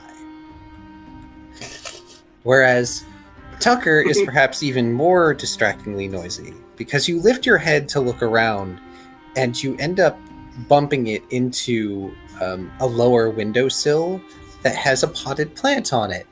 And the ceramic pot falls to the ground and breaks. Oh no! The poor begonia. The shenanigans that occurred. Tucker looks very intently at it with a slight startling movement. What's that then? You hear coming from that window. How The pie grouped window is or the his party? window? How grouped is the party right now? You all would be like, oh, hang on. Oh, that's a relatively narrow space. Y'all would probably be in like a line almost. It's fairly narrow there. It's coming from Tucker's window, by the way, not the pie window. Okay. But Okay. after that, you hear a noise coming from inside the house of the pie window. Ugh, okay. Okay. I hope 100 coins is enough, and I hope this place still uses the currency of the wider continent. Leaving it on the windowsill. Oh, Yeah. you actually left 100 Gypsy Yeah. coin on. Yeah. Okay. Okay, Tucker will make an instinctual reaction to the situation, and sorry, everybody else. Whoever is closest to Tucker is getting immediately grabbed, and a shadow sneak to get out of that zone is happening to move them and one other person. Given that somebody is okay. obviously coming to the window, so. Okay, so I know that Deadeye and Liar are at the back, which means we need to figure out where the other three are, because Tucker is at the front.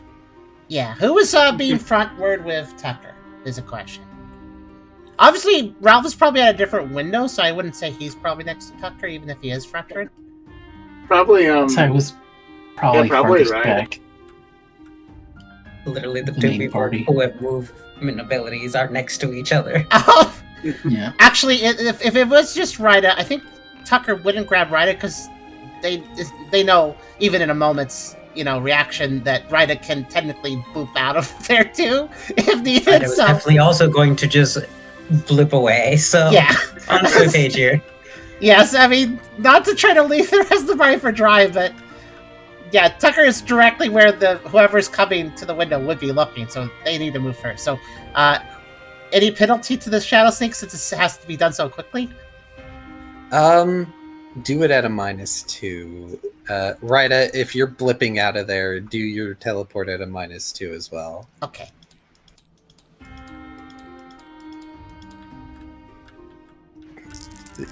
Tucker and Ryda leaving the rest of you to get caught. Tucker do would nothing. simply blip forward, probably trying to go like here against that bottom belly side. Whatever shadow is easiest to find immediately, basically. With no concern for is there somebody over there, I guess, unless it's obvious.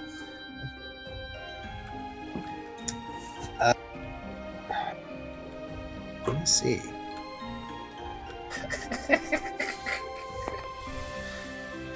is funny. I just read this. I just had a realization. There's a Metal Gear Solid game on PSP where you can play co-op, and I just remembered a funny video where a couple friends were stealthing, and then one did the stupidest thing, got everybody's attention, and then like slunk off and let his friend deal with all of that.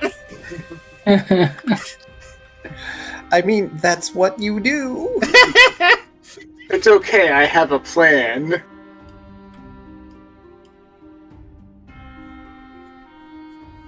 Oh, Kyrio says, I was actually debating whether or not to ask Car is splitting off for the party. It would be super annoying, but I guess that's moot now. Yeah! I mean, you absolutely can. If you all are gonna scatter, you can scatter. I mean, I did bring up the idea of scattering earlier, so... So... No scatter, I'm gonna just keep meandering for... you know, I may or may not even know you guys. Just on my way to work. Okay, so Tucker shadow sneaks. Rida, are you blipping in the same area as Tucker is, roughly speaking? Where's Tucker going? I just realized that Tucker made a small mistake, but that actually makes sense for the situation. So Tucker was going to go right against the southern part of this building block, which I just realized is actually in line of sight of the wall. So oopsies. Hopefully that doesn't matter, but that's actually a good oopsies in this situation. Very organic. Well, at this point, you're in the shadow of the wall, which Yeah. actually makes you harder to see for the patrolmen who aren't usually looking directly down. Yeah, and there is technically an open alleyway here to the wall, so theoretically, if somebody's very observant, they could see Tucker, but hopefully Tucker's fine there. Yeah, Ryder kind of planned on going, like, up and around the corner here. Okay. That's fair. Well, the both of you did not botch, so you're able to do that. It's not that far. Mm. Ralph, you're continuing to walk along like nothing is wrong. Yeah. Do they try to get my attention? Give me, Ralph, if you would, a cool contest perform check.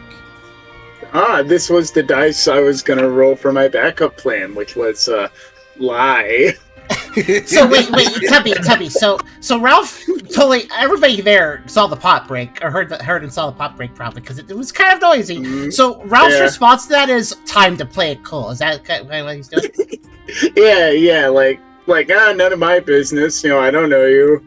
And if they asked me, if they would have asked me, I would have been like, oh, I saw them run that way, and I would have, it would have been just a bold-faced lie. I would have pointed, back the way we came.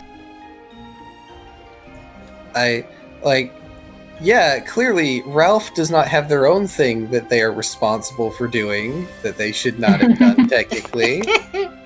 That was absolutely, Hilarious. Alright, Okay. so... There's a 3. cool. Wow, Lucky Chat is really just working heavy Doing today. work. So that was cool contest perform I was supposed to do, because that's what I did. Yes, it was cool contest perform, just keeping your cool. Because unfortunately, I know your cool stat is exceptionally low.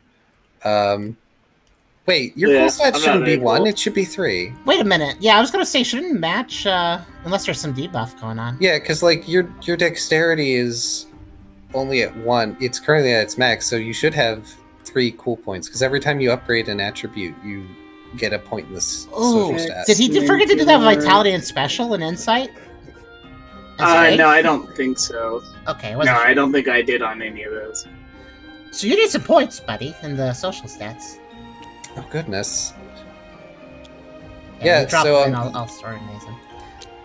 Did you want to redo that roll now that you have the points you're supposed to have?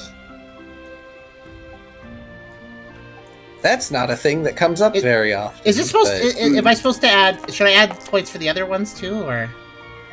No, I don't think so. I don't believe. Is it just Dex and Cool that linked so equally? I can't remember. I also don't remember, unfortunately. Well, it depends on what he started with as a martial axe, I guess. Yeah, that's Yeah. true. I could just flip this card for that information here. He started with 2-1-1-1-2. Oh, okay. Then yeah, just make the match. Absolutely. Yeah, let's see. So that's 2 more. No, wait. Just make every match. Yeah, just make Beauty and Cute match special and vitality. Okay. He is beautiful.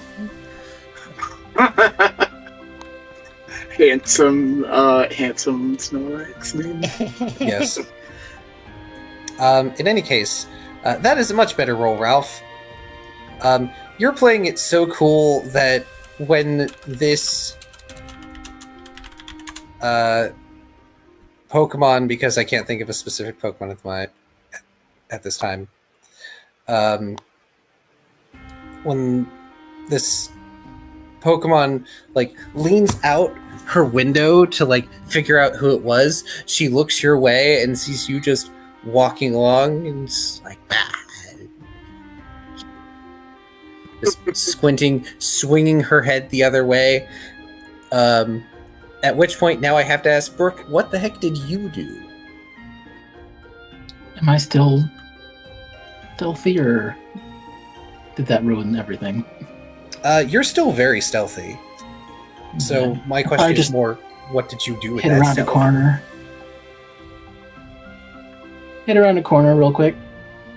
Oh, okay, so probably around there Yeah. instead of where the others are going. All right. You duck around a corner. Deadeye has grabbed Lyre and leapt on top of the rooftops. He's tired of this skulking around nonsense. Yeah. I just I think played it like the I think- pawns.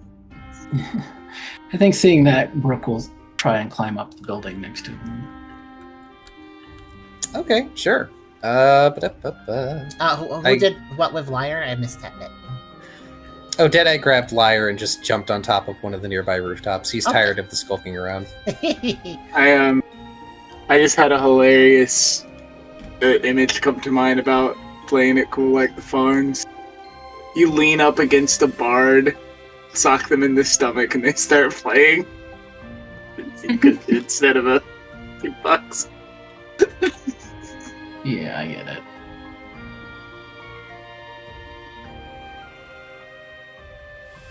And Ralph successfully did just bluff Successfully ignored the problem. that one. For climbing up the building, you may give me either a strength or a dexterity. I guess survival athletic, yes. The choice you make depends on how you're doing it. I'm using strength, so Ah, okay. That's 6, which is good. Can you give me another dex survival stealth at -2? okay.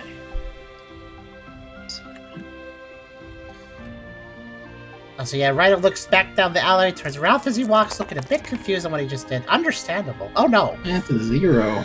Okay. It's a So 1 technically, I guess. That's a 1. It is a 1. that Barely. no, Oh it's wait, not. no, it's not because there's so many there's so many ones in that roll that it There's, is. Okay. there's 4 Oh, ones. no. All right, we'll get to that in a second. Ryder looks back down the alleyway towards Ralph as he walks, looking a bit confused on what he just did. I figured I should read it out. Oh, I'm sorry. It's just no, you're fine. You did the right thing. I was just waiting on dealing with one thing at a time. Understandable. All right. So you are climbing this stucco house, and just as your face is level with this like wooden cross-hatched gable window, it opens up to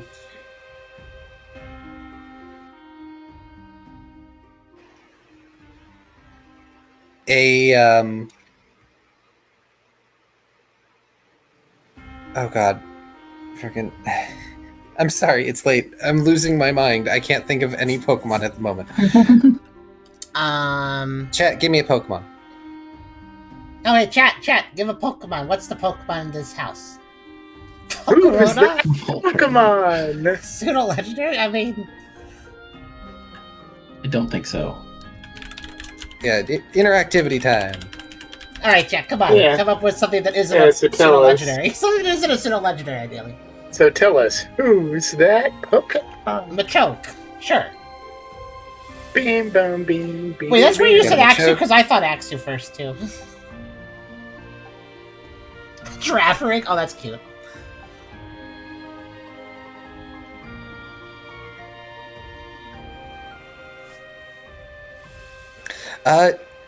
You know what? Just because it's fun and I haven't used this one before, giraffe rig. So just this giraffe rig sticks their long neck out and cranes it up, and then looks down at you. Can I help you? As they tilt their head to the side, Brooke, you notice that they've got like crystals that seem to be like, coming out of their neck in patches, and you hear a second voice from inside. Who is it? I don't know. Or just says, no thanks, just need to get on the roof. You chimney sweeper? We don't have a chimney. Yes, we do. We have an oven. Never mind the tail, it always lies. Odds You away. sure you don't want a ladder? As they sort of crane their head down, looking at how far it is. A bit late for that. Can you get out of the way, please? I'm losing my grip. Sure. They look kind of leery. Do you want to give me a cool contest perform Sure. to see if they believe that you're not up to any bad? Yeah, this is where you need to play it off, probably. Well, I never said I wasn't.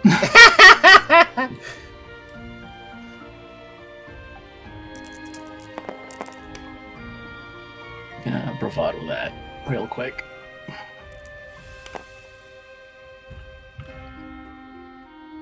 The giraffe rig squints for a moment.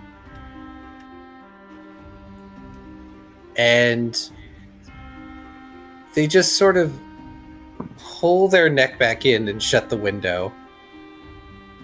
But you can hear them going downstairs inside the house as you scramble up to the rooftop. Deadeye is just waiting there with their irises raised. Well, good news is they don't sound the alarm when they see us, so let's keep moving. You're either incredibly lucky or they're incredibly stupid. Column A, column B. Brooke grins. Right. Well then, either on the roofs or in the streets, you are now within the shadow of the wall.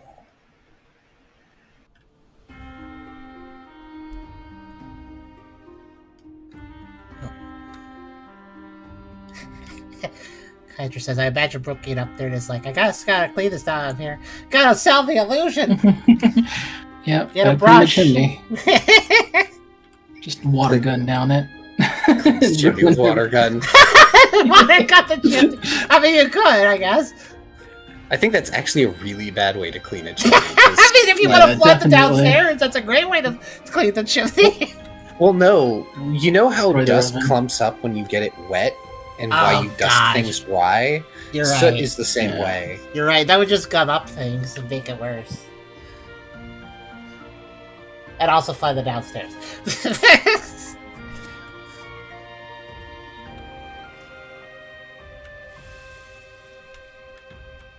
Tucker, after doing the shadow sneak, Tucker just stuck to the wall in the shadow and just kept the low profile. Kind of just kept to the ground and watched the rest of the party. I feel like there's an obvious... If anybody bothered to look at Tucker during any of these events, it's pretty obvious that Tucker's guilty about that mistake and leaving the party to deal with it. But there wasn't really much choice in that situation. I think he made the right choice there. Yeah. Ryder went a little bit around the corner, right? With that teleport? Yes, they did. So Tucker's not actually aware of where Ryder is at the moment, probably. So, where you all are currently, Ryder, you are the first one to know. As you look up this way, along the open path just below the wall, you notice that there are what look to be guards patrolling up northward. Which means that there will probably be more guards relatively soon. You can reasonably reason.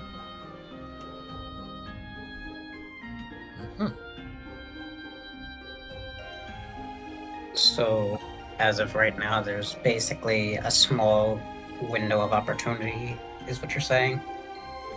For whatever it is you plan on doing. Well, no time to hesitate.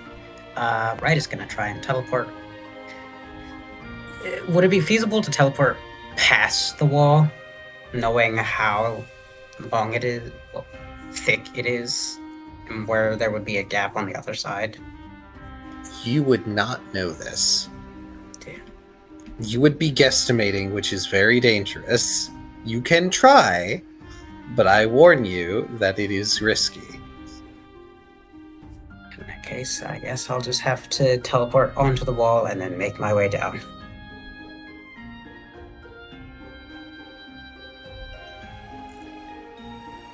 I wanted to throw you up in the air and you teleport down into the city. Like, It's 30 feet high.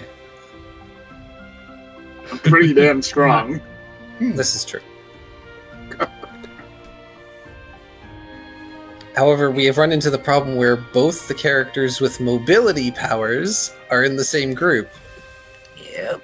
Well, group loosely speaking, because while General vicinity. general vicinity, yeah. It's possible that Tucker, when Tucker sees that everybody has one way or another gotten out of that situation, Tucker would start slinking around the corner to where Ryder is, but I'm not sure if Ryder would have already teleported by then. Yeah, they're not going to hesitate at this Yeah. point. There's a small opening, and if they wait for the party again, who knows? Then Tucker will will continue to not have a complete beat on Ryder's location in that case. Will not know that. Okay, so Ryda has actually pieced out up to the wall. Mm-hmm. We'll take care of that in a hot minute. So I will note that these tall walls are made of this gray stone brick, and the group is generally sort of very near to one of its parapets, and I don't know that anyone besides maybe Ralph was an architectural buff of any kind. There are murder holes in these walls. Oh, okay, so these do have an interior. I thought that's how parapets work. They do have an interior. It is hard to see into that interior, and there's no way of knowing what the interior of it is designed like.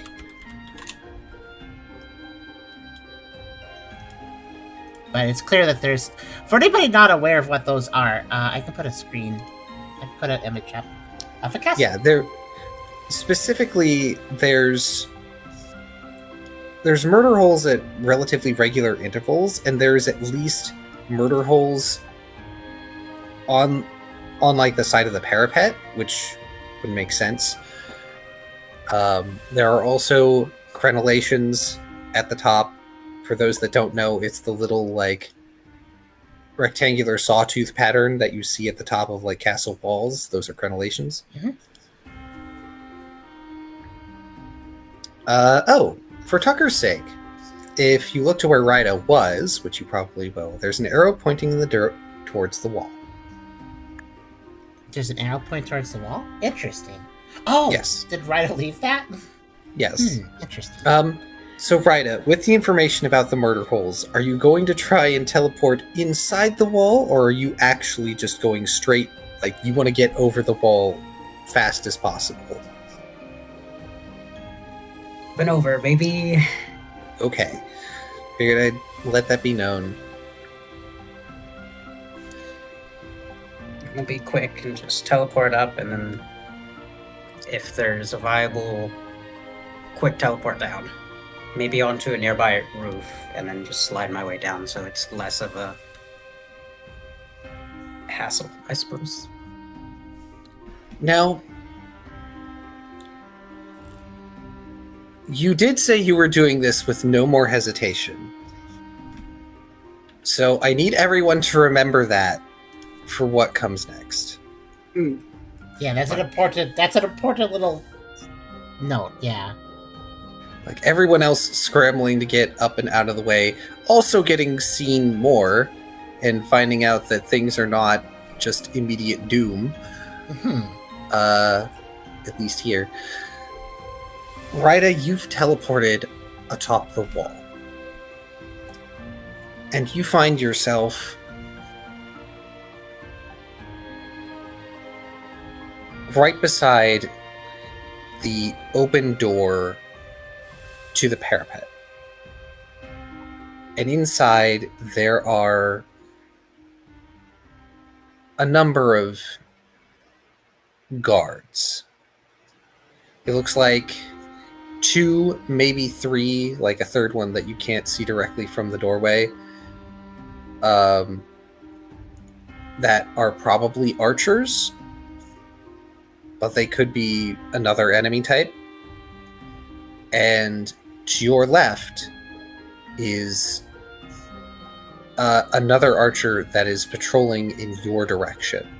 They are currently looking outward, but that could change at a moment's notice. I'm zipping down, so I only basically teleporting up, landing for a sec, and then teleporting down. I'm not trying to stay there any longer than I have to. This is not a thin wall. To teleport down with any accuracy, you're going to have to move to the other end of the wall. It's a short walk. Just letting you know that. So I need you to make a Dex Survival Stealth at a -4. Alright, I got this. I got this.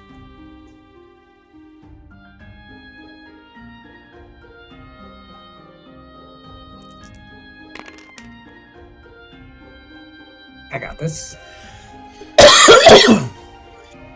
I forgot I gave bravado. Oh, true. That's 2 more dice. Yep. Yep. I always forget bravado because I don't have the icon right in front of me. There we go.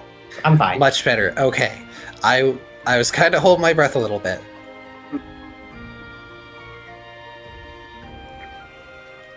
So, as a question, is anyone else looking up at the wall? I'm gonna say I probably am. Okay, so Ralph, you can see the archer that's patrolling. They're looking out. They're not looking down. They wouldn't see you guys. They're looking out, like keeping watch. And excuse me. You see from the parapet, like this fiery orange color as a Delphox walks out and starts patrolling in the opposite direction of the archer. The Delphox has a staff that is tipped with violet fire that they're using kind of like a walking stick at the moment. Ryda, you teleported out of there just in time. Like, you were so focused on getting your landing point that you didn't see that guard start to turn inside the parapet to leave. You were a very lucky Curlia. Oh.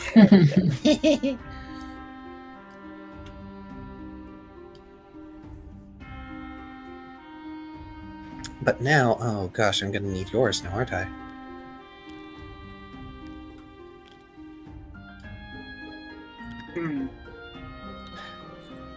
you find yourself on the inner alley of the castle town. And one of the first things that you notice about being in here is that the buildings here are notably less pristine than those of the Borgo.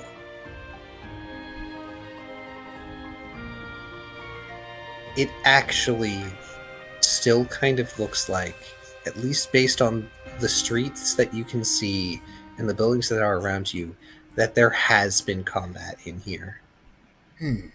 Maybe not recent, but there's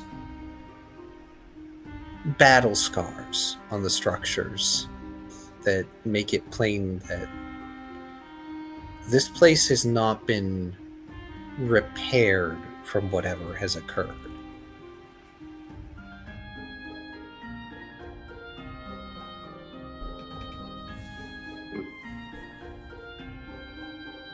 I imagine after Rydick gets down, they tuck themselves out of sight from the wall and take a moment to catch their breath, only to have the realization slowly dawn on them of their surroundings.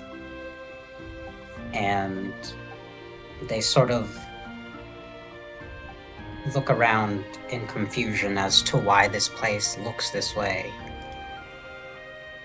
And this sense of, this is all wrong, it shouldn't be like this. They know this isn't what it's supposed to look like.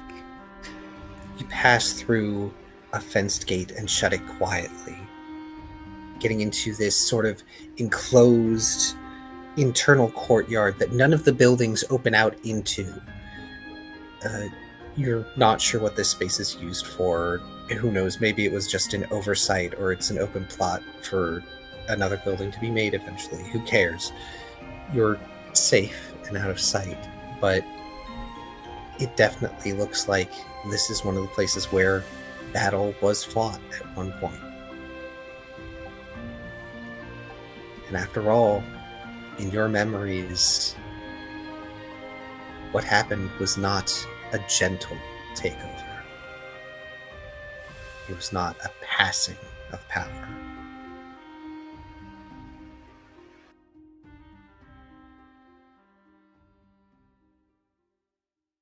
Ryda places a hand on some sort of battle scar upon the land, looking and feeling a bit just a sense of loss and not fully understanding why. There's a flash, an image of fire and metal and pain. Screams of battle. Brief, but a moment, and it is gone.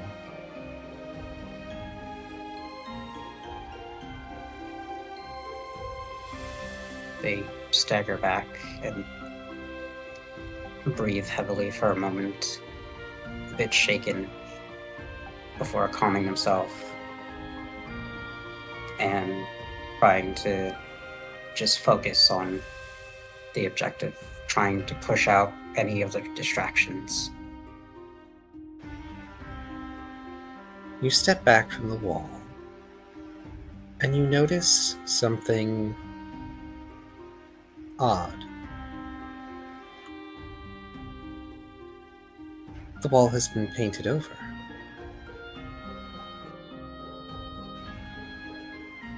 In fact,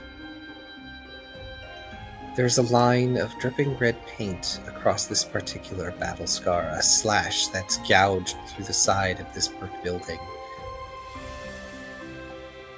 And beneath it is a purple face.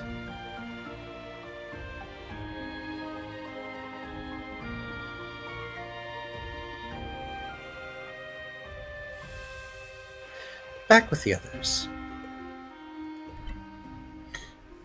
How do y'all plan to get over or through or under or whatever the wall?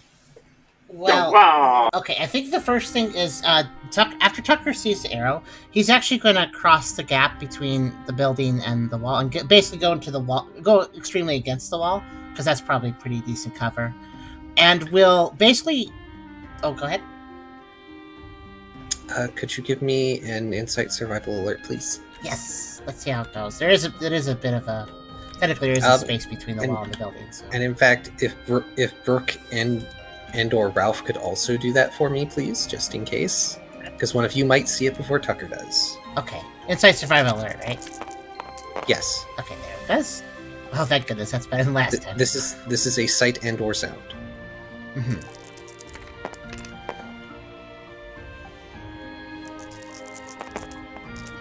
Basically what Tucker's doing, just to say, is he's going to basically hug the big castle wall, or the big wall, and will basically face back towards where he expects the party to pop up on the buildings, which I imagine they will do quickly. And basically Tucker is going to use his dark ribbons to use one to place it at Ryda's height, and another one to point up to where Ryda indicated they were going. Basically miming that Ryda's up there to the rest of the party. So you go to do that, Tucker. Ralph is currently staring up at the wall, having seen the Delphox, and is like kind of watching that patrol go by, which is its own danger. Brooke is still mildly preoccupied and confused about the whole giraffe rig situation. Understandable. And trying to find a good spot to hunker down on the rooftop without being seen. Is there maintenance guard doors along the wall? None that you see in your immediate vicinity. You would think there would be one by the parapet, but maybe it's every other parapet. Tucker, you see another pair of guards walking north towards you. Walking further north, basically on the ground? Or yes, on the ground, following ground. the wall. Oh, okay. Well, since the parapet sticks out, the parapet can be, like this one here, can be used as a bit of cover from that, but not much, probably. Probably. You would have to be very lucky for them to not spot you if you tried to use it like that. Okay, so that was what the roll was for, I assume. Yes. Where are the guards? How far away are they right now? They are... Okay, not that far away. Okay. So, yeah, Tucker can't stay there then. Is there enough time to gesture to the party about Ryda's location before Tucker has to move again? Yes, there is. Okay. Well, that'll be quickly relayed to whoever looks towards Tucker first, before Tucker then probably uses one of their dark ribbons to also gesture a little bit more frantically to the south, and before then moving... Oh, geez, what is Tucker going to do? See, it's possible that Tucker could try to get on top of the wall too, but I don't... Tucker doesn't know where the shadows are up there, so... Right, so the murder holes. Is there any that are ground level?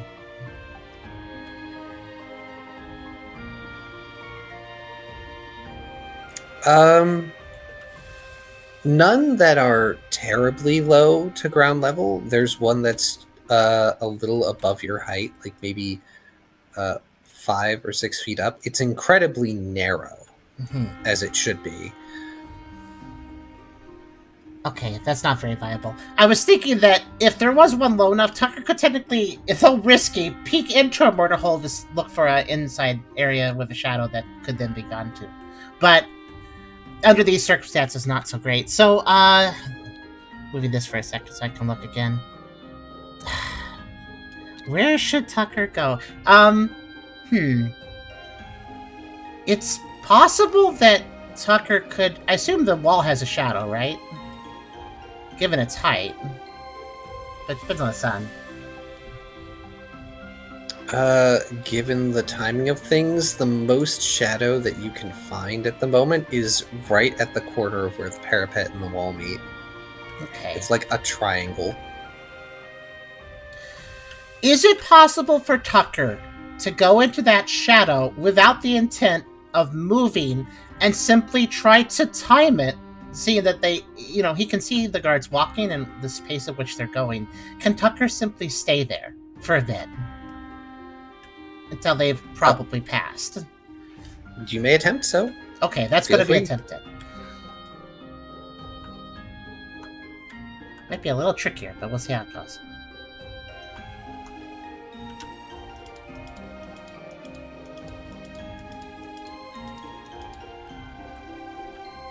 Because I guess, like you said, though, the parapet, nothing around here has a door, so there's no reason for that the guards to linger, so they're probably just going to pass that location. Okay, that is a... That's a 3, I guess. Wait, yeah, it's a 3, because there's so many ones. You know what? Let's bravado. Let's use the leader's bravado for this one. I think that's smart. 2 dice, right? Yes. Goodness, lots of ones Okay, this time. that definitely helped. All right, that's going to be I think that's a 5 then.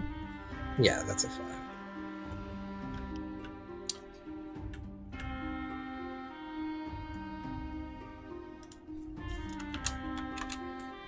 Alright, Tucker will dive into this parapet shadow. Just shooping into the ground if the rest of the party has seen that. So, Tucker, you hop into the shadow and you use your ribbons to sort of like grip onto the edges to keep yourself in place, keeping you sort of anchored where you are so you don't have to go looking for an exit. Also, welcome back, Hydra. Hello. As the guards draw closer. Ralph, what are you doing? I'm gonna head towards the other parapet to see if it has a door. Just sort of casually still. Okay, so you're going like around behind buildings to avoid the guards? Yeah, it's keeping out of sight. I'm trying not to look like I'm trying to hide. Okay. But I'll let you keep your previous cool contest perform.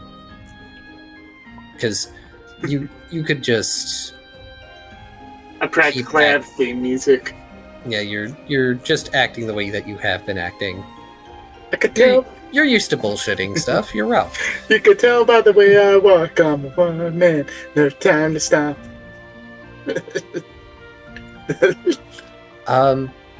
Brooke, is there anything that you want to do? Because right now you're basically hunkered down on a rooftop with Deadeye and Liar.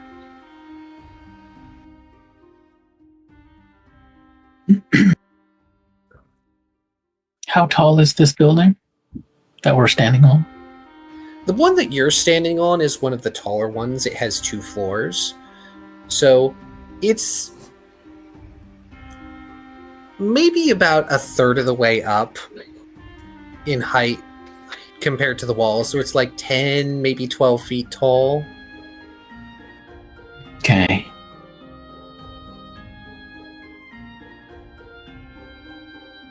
Can't think of a good way to get to the top of the wall. Yeah. You're in no danger of the guards at the moment, given your current position, because you can just like hunker down behind the arc of the roof and they wouldn't see you. I am a little concerned. Obviously, the wall's so high that even being on the roof, they're not immediately visible. That is to say, Brooke, Deadeye, and Liar. But I do wonder if there's any murder holes that are able to look at them, basically. The ones that are higher up could see them.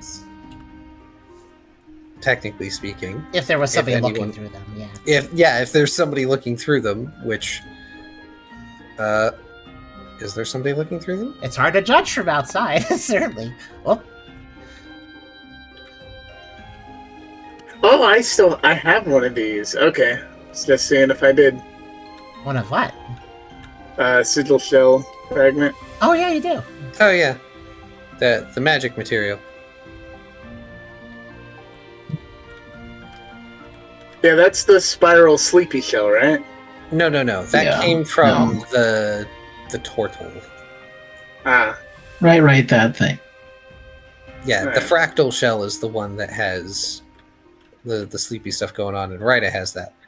Alright. Because that would have been hilarious. Open the door. Hey, you're not supposed to flop, flop, flop, flop, flop. Keep walking. The Sleepy Rock would be a good non-lethal option in this. It's such a shame you don't have hypnosis. I like how you. Yeah, that's true. You don't actually. In any case, the guards will pass. Oh, Yeah. I think Brooke's just gonna wait for the guards to pass. they'll pass, which gives you all a window of time to do what you're going to do. Ralph, since you're the one who's currently moving and up, you do find that there is a service door on this parapet. Excellent. On this one? Yes. Excellent. There is a service door on the parapet you go to, and as luck would have it, they don't have like guards posted there. Why would they need to when they have guards Up on the wall. in and or up on the wall? And apparently Alright. below the wall too. Let's so. stick. Yeah. All right. I'm gonna hold my weapon like I'm a soldier, and I'm just gonna go through. Okay. Oh, that sounds like a bad okay. How quickly are you doing this? I'm going to ask, Ralph. Tucker is still in the shadow. Okay. Yeah, I'm not rushing, but I like ready up my weapon, all official like, and bullshit go. I suppose I might be able to see him enter the door. Oh yeah, is anybody witnessing Ralph? Is a good question. I feel like Events 159 is appropriate for this. Oh boy. Okay, little let's see. scene. You've changed the music, Ralph. Good. Let's No. see. Always a good sign. Let's see. I was just simply going to say that Tucker will take an ample amount of time getting out of the shadows since he's not really able to tell what the guards are doing. So in case one stopped to tie the shoe or something, he's going to give them ample time to definitely have passed before coming back out. Oh, this sounds good. 6, 7, 9. Tiny mystery. Yes. Yeah. Yes. It's... Oh, that's great. I haven't gotten to really use this one. Right then.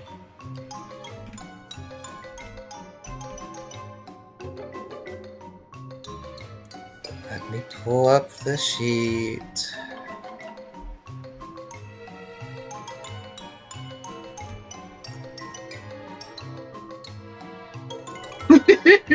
That's gonna be good. All right. So unless anyone else has something that they want to say or do before I move on to what Ralph is doing. Should we get a Ralph icon going? I wonder. Yeah, actually, I'm gonna grab Ralph's icon. That's the old icons. There we go. And in fact, if people haven't done it already, they really should like stretch and make sure they drink water and whatnot. Yeah. I had a bad coffee fit, so I just did a big stretch. It actually helped some. Also, sorry for not muting one of the coughs.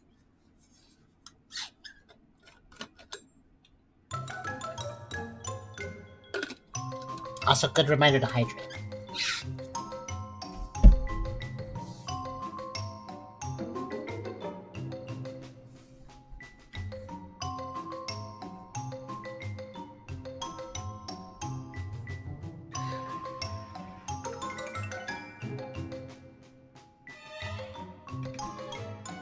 If we do have a typee, so your answer might be that there is something. In which case, please pardon me, I do need to desperately use the bathroom. I've been drinking a lot of water today. Oh, that's quite fine. You were hydrated. Good.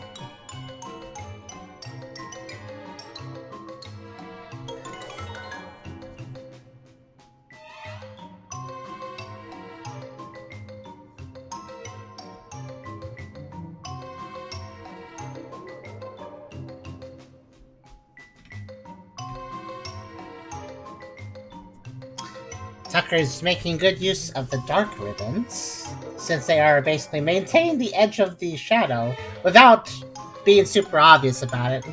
He could probably kind of hold on to the outside of the shadow with his forepaws, but those... Well, I mean, it would be a little suspicious if you're walking past a shadow, you just see some paws, so... Using the dark ribbons, though, those probably blend in very naturally.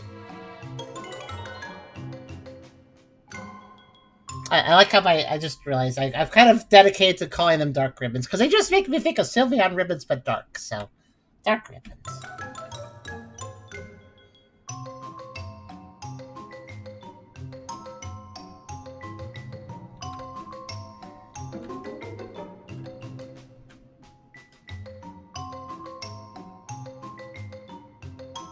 Ribbons are neat. They are.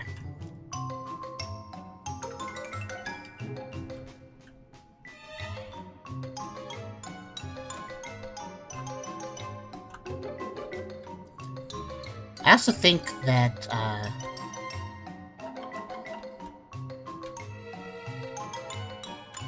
honestly, probably a good breather for Tucker as well. The realm of darkness being a good little breather moment for him at this point. I have returned. Hello. I think Kyrio's still typing. Yeah. Well, as soon as the patrol passes by, we'll offer to toss Deadeye up to the top of the wall. Deadeye is totally fine with this. Deadeye is going to fireman carry Liar over their shoulders. Nice.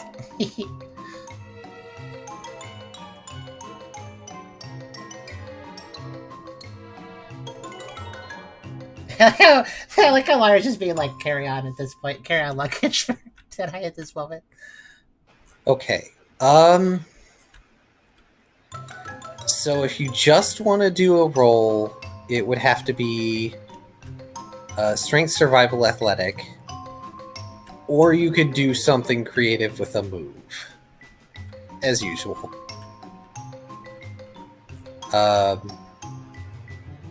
Main reason why I'm making that suggestion is you could also try using Superpower. Use all force. That's true.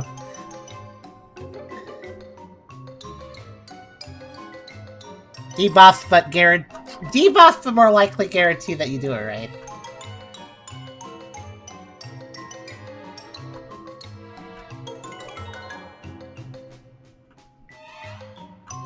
Alright.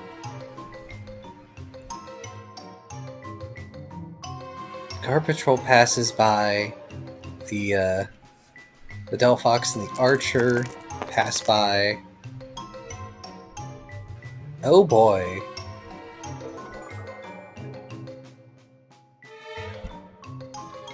I'll just go ahead and slot in your debuffs. What are they to? Strength and defense. Oof. Defense. Alright. Don't worry, they're temporary. Use him as a grappling hook. Wait, who has... Somebody... Wait, I think it's Ryda that has rope. Ryda, the mobility character, has all the things to get everyone over the... A rope would be very handy for Tucker right now, but too bad. Oh, right, and Ryda has the 2 scrolls.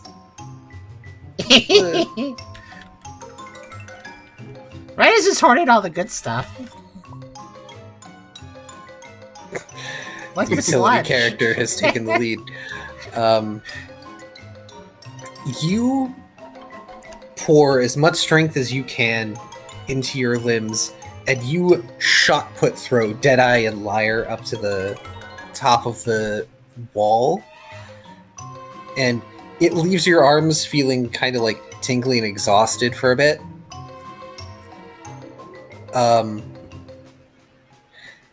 Deadeye lands just fine.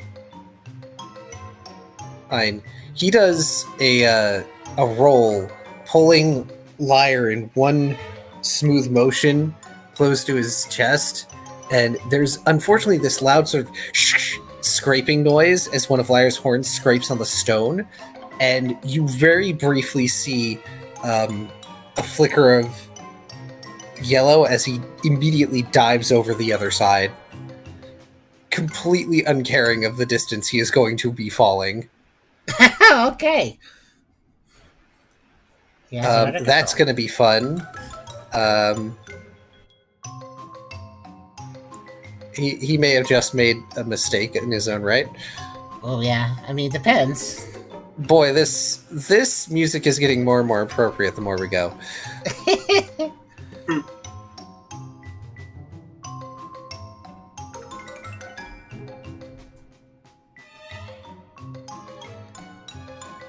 I guess it might be a good question to ask. Did anybody have eyes on Ralph going into the parapet? Brooke briefly. Okay.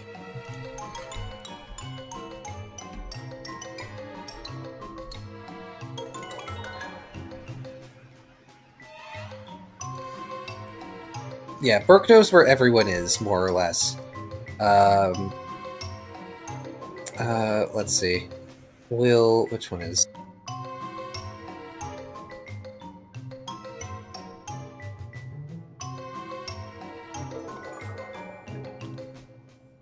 Let's see. Deadeye dove over, so he's probably going to fall through a roof. Tell me I put Tucker after throwing D. That makes sense. I figured that's probably what would happen. Yep, that'll happen, and then Tucker's going to be pulling himself out of the shadows. Yes. Stealthily Just peeking slinking out. Yep, slinking out. I assume this means Brooke is going to get off the roof. Okay, so Brooke, you're going to heft yourself off the roof. There's a sort of low, dusty thud as you get on the ground, but it's not anywhere near as sharp a sound to draw attention. So, we're going to move back to Ralph. Ralph, you enter the parapet, shutting the door behind you with your big old sword. Yeah. Big old, very fancy-looking sword. Just hefted up. Their door on the other side?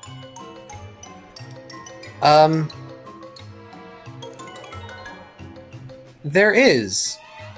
There's also a table of 3 guards sitting there playing cards, and you enter and they all look up at you. I will tell them, at ease, men, with as much authority as I can muster, and go on through. All right, you know the drill. Give me a cool contest perform, sir. My strategy. Lying.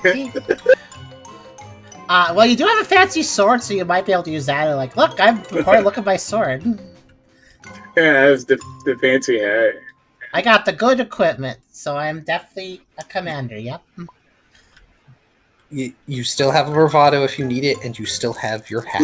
True. As a matter of fact, I am gonna add bravado. Oh yeah, absolutely with that. You might wanna, do that. Okay, it's an additional 1. 5. Do you accept a 5, or do you hat that?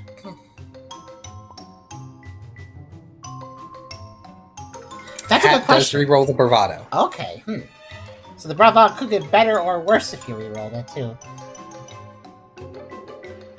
Do you want to hat that? An even funnier question, do you want to alter fate? That's tempting. That's a good point. Yes, definitely remember your moves, especially your special ones. Do you want to risk using Wish and all the consequences that come with it? Let's see. 5.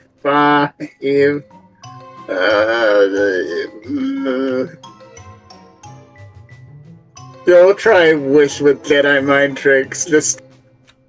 I'm not the droids you're looking for. The bit has been spoken. All right. Go ahead and use it. Alright, logic channel. Alter fate. Make them believe that you are who you think you are.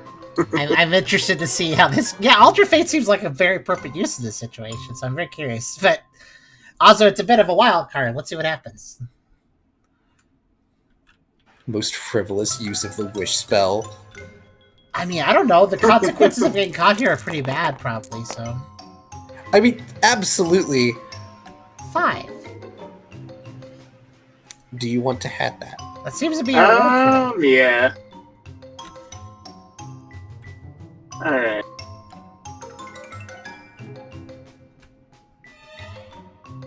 Let's alter the Alter It's Fate. current, yeah. It's a current will, right? Because I'm rolling current will. 4! Oh,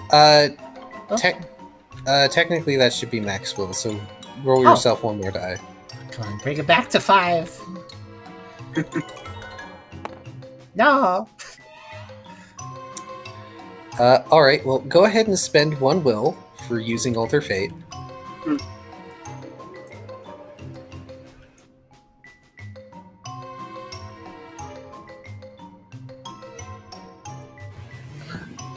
And there's this...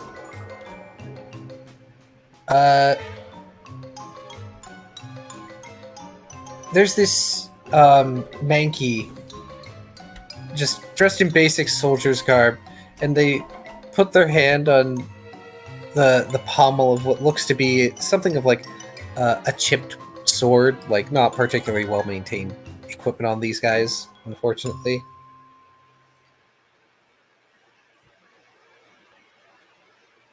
And who are you again?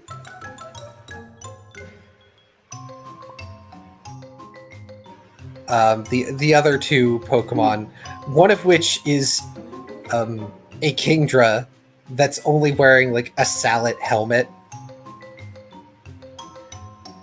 It's like, I think he's a new platoon leader. Oh god, I'm hearing such weird voices. It's the music, it's doing things to me. I like that. That's right. I'm in charge of a patrol group down, closer to the borders. Anyway, I have an important report to get back to the commander on. And if you're wasting my time, you're wasting his time, and you don't want to waste his time. Give me a tough contest to intimidate. Let's fucking go.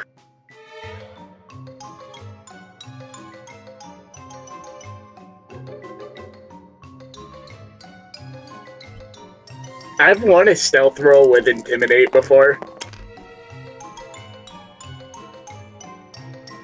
Not bad. I've been like, you don't see me, do you? Think real hard. And I want a stealth roll like that.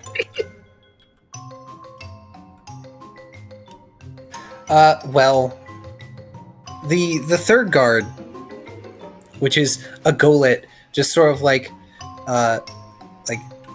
back of the hand, like whaps at the Kingdra's fin. You don't want any trouble, do you? Come on, just let him pass. The other 2 look at the Golett. You can speak? And you can just walk on through because they're now entirely distracted by that.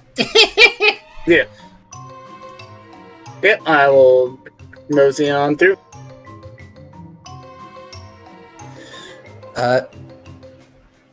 You mosey on through to the other side and shut the door. Alright, I made it. Yeah, I need to find the music.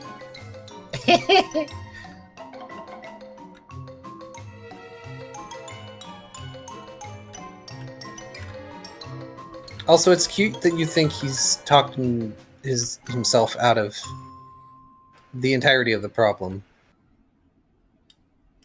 Also, I had in my head, like, that he might get them partially convinced, but when they'll be like, all right, I'll, escort you to the guy that you need to go meet.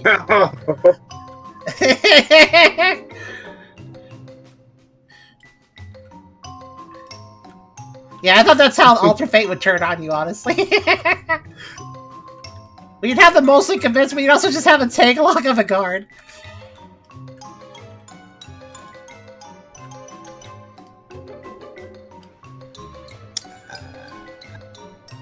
Maybe I could be a good DM, because I can think of shenanigans.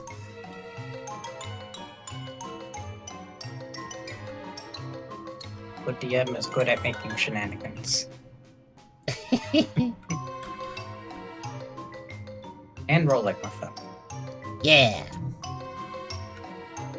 Both literally and figuratively. Maybe once the series is over, you could run a game. I have pondered this. I know Char was thinking about it too, but I also was thinking about it.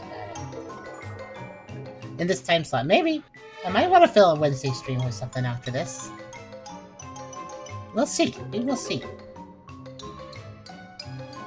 So, you leave the parapet, Ralph, and we're changing to Events 151. Okay. Because Tucker and Brooke, while you're conferring on the other side of the wall, you overhear a minor commotion coming from the other side. Ralph, you walk into the alleyway and you see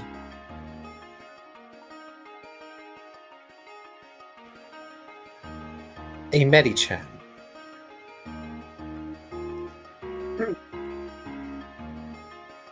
Their equipment is far superior to that of the guards that you saw. So these guys are the actual rank I was pretending to be. And they have accosted in a psychic grip.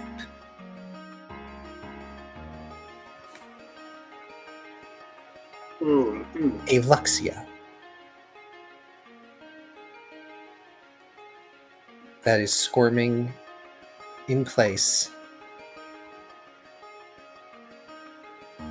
And at their side is this strange, almost obsidian crystal facsimile in the shape of a purloin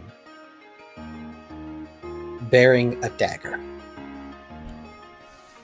Facsimile.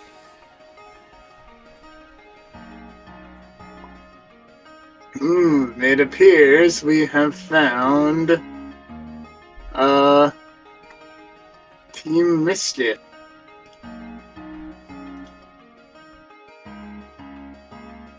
Oh, I see.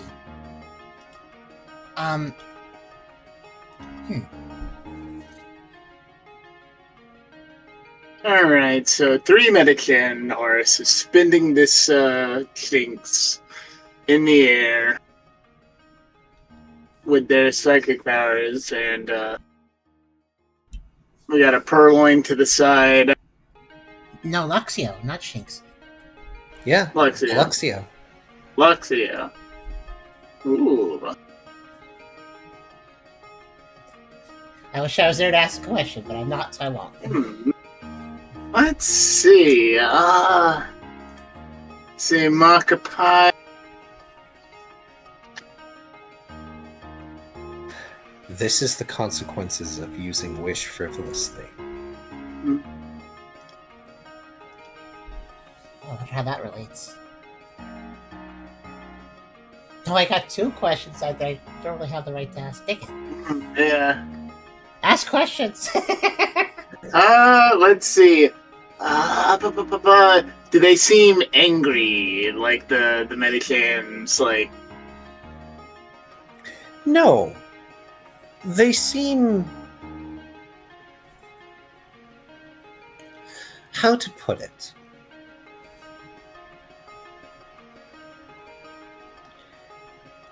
There's a sort of mild disdain on their features. They're their posture and their calmness seems to make it feel like this is an outcome that they expected.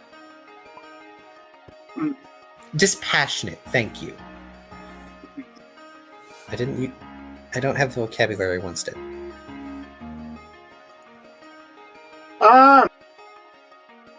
Look, I've already been bullshitting this far.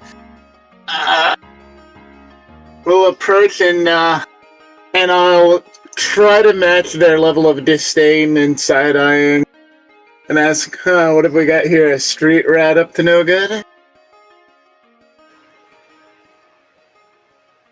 They briefly flick their attention over to you.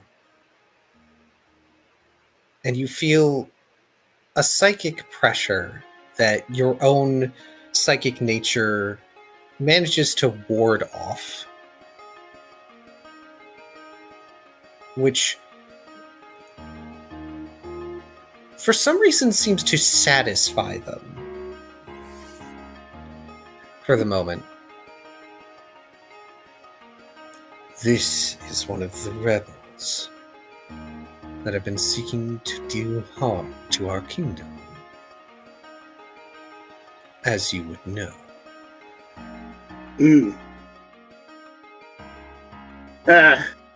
I guess you guys don't want to leave your post. You need someone to escort him to the gulag. Or the stockade. Yeah, I'm gonna go with stockade. Need someone to escort them to the stockades. They raise one brow slowly. And as they move their hand, just sort of psychically, like using telekinesis to bring the Luxio over to you, these metallic rings on their arms clang together and create this sort of beautiful ringing noise, drawing your attention to them. And they look sharp, and they are lined with crystal. So I'm gonna hurt myself grabbing this guy. Perhaps. Oh, well. Take them to the stockade. Right. In the main plaza. Alright. I will grab their wrist tightly. Sock my fist into my hand before I grab them. You know, little spice. And I'd be like, alright, you're coming with me, traitor.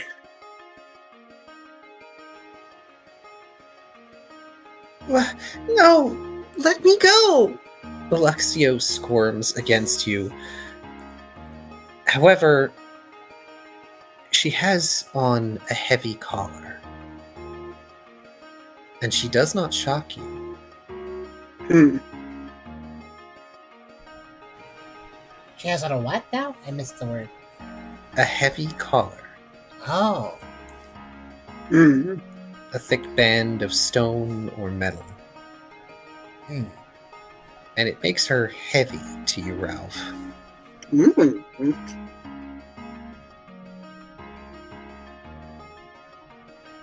If she tries to escape,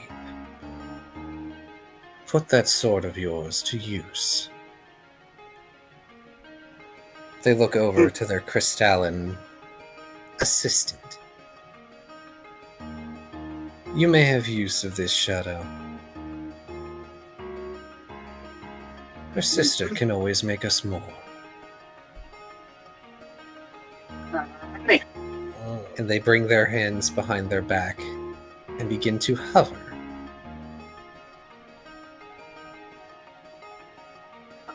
Do try not to be late for the king's address, soldier. Yes, sir. I'll salute as best I can and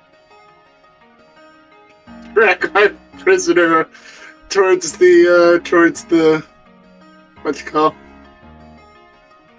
Stockade, I guess. The stockade. Yeah, towards the stockade.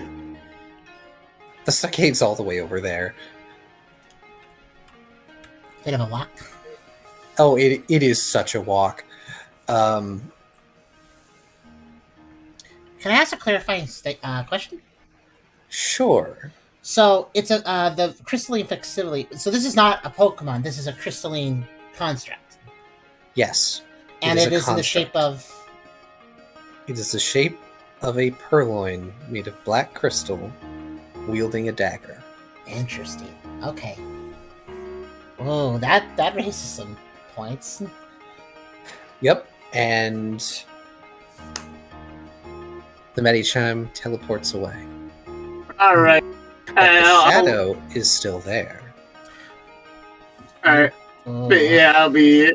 All right. So I'll just start dragging my prisoner, and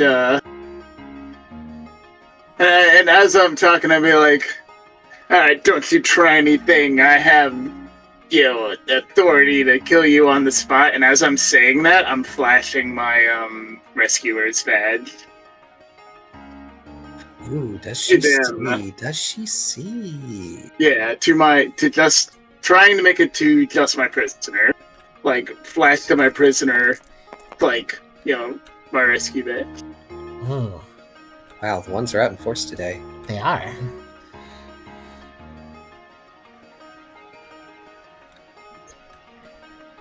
So, Luxio looks up at you with tears in her eyes as she tries to, push out of your grip. And then she sees the rescue badge. And without thinking, her eyes widen.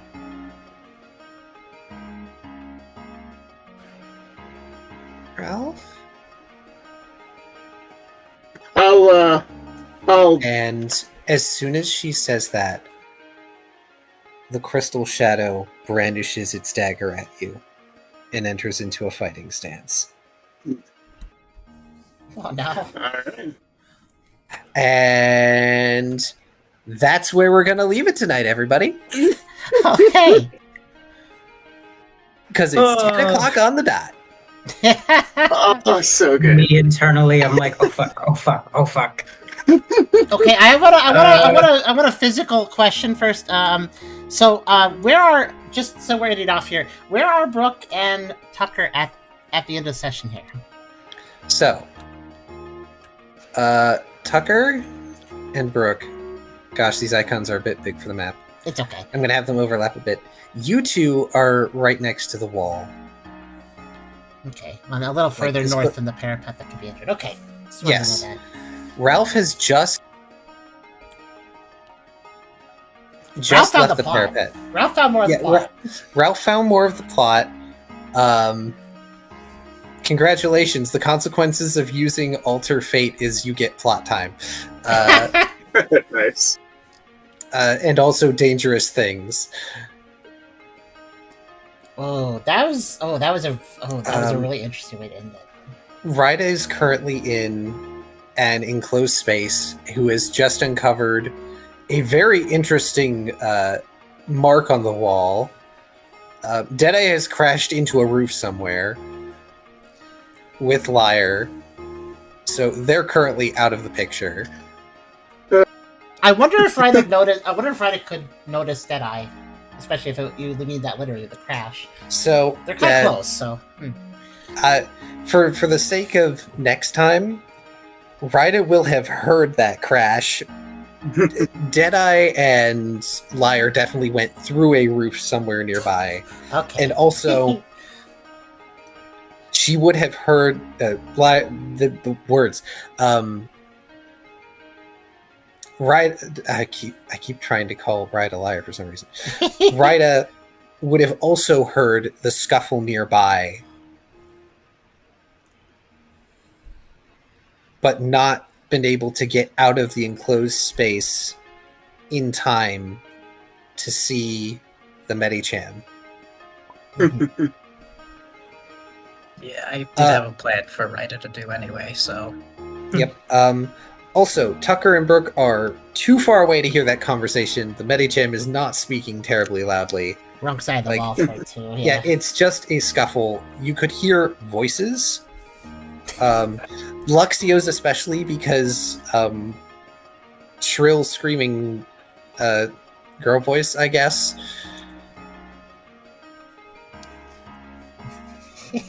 But yeah, congrats. You get to fight a crystal shadow next time.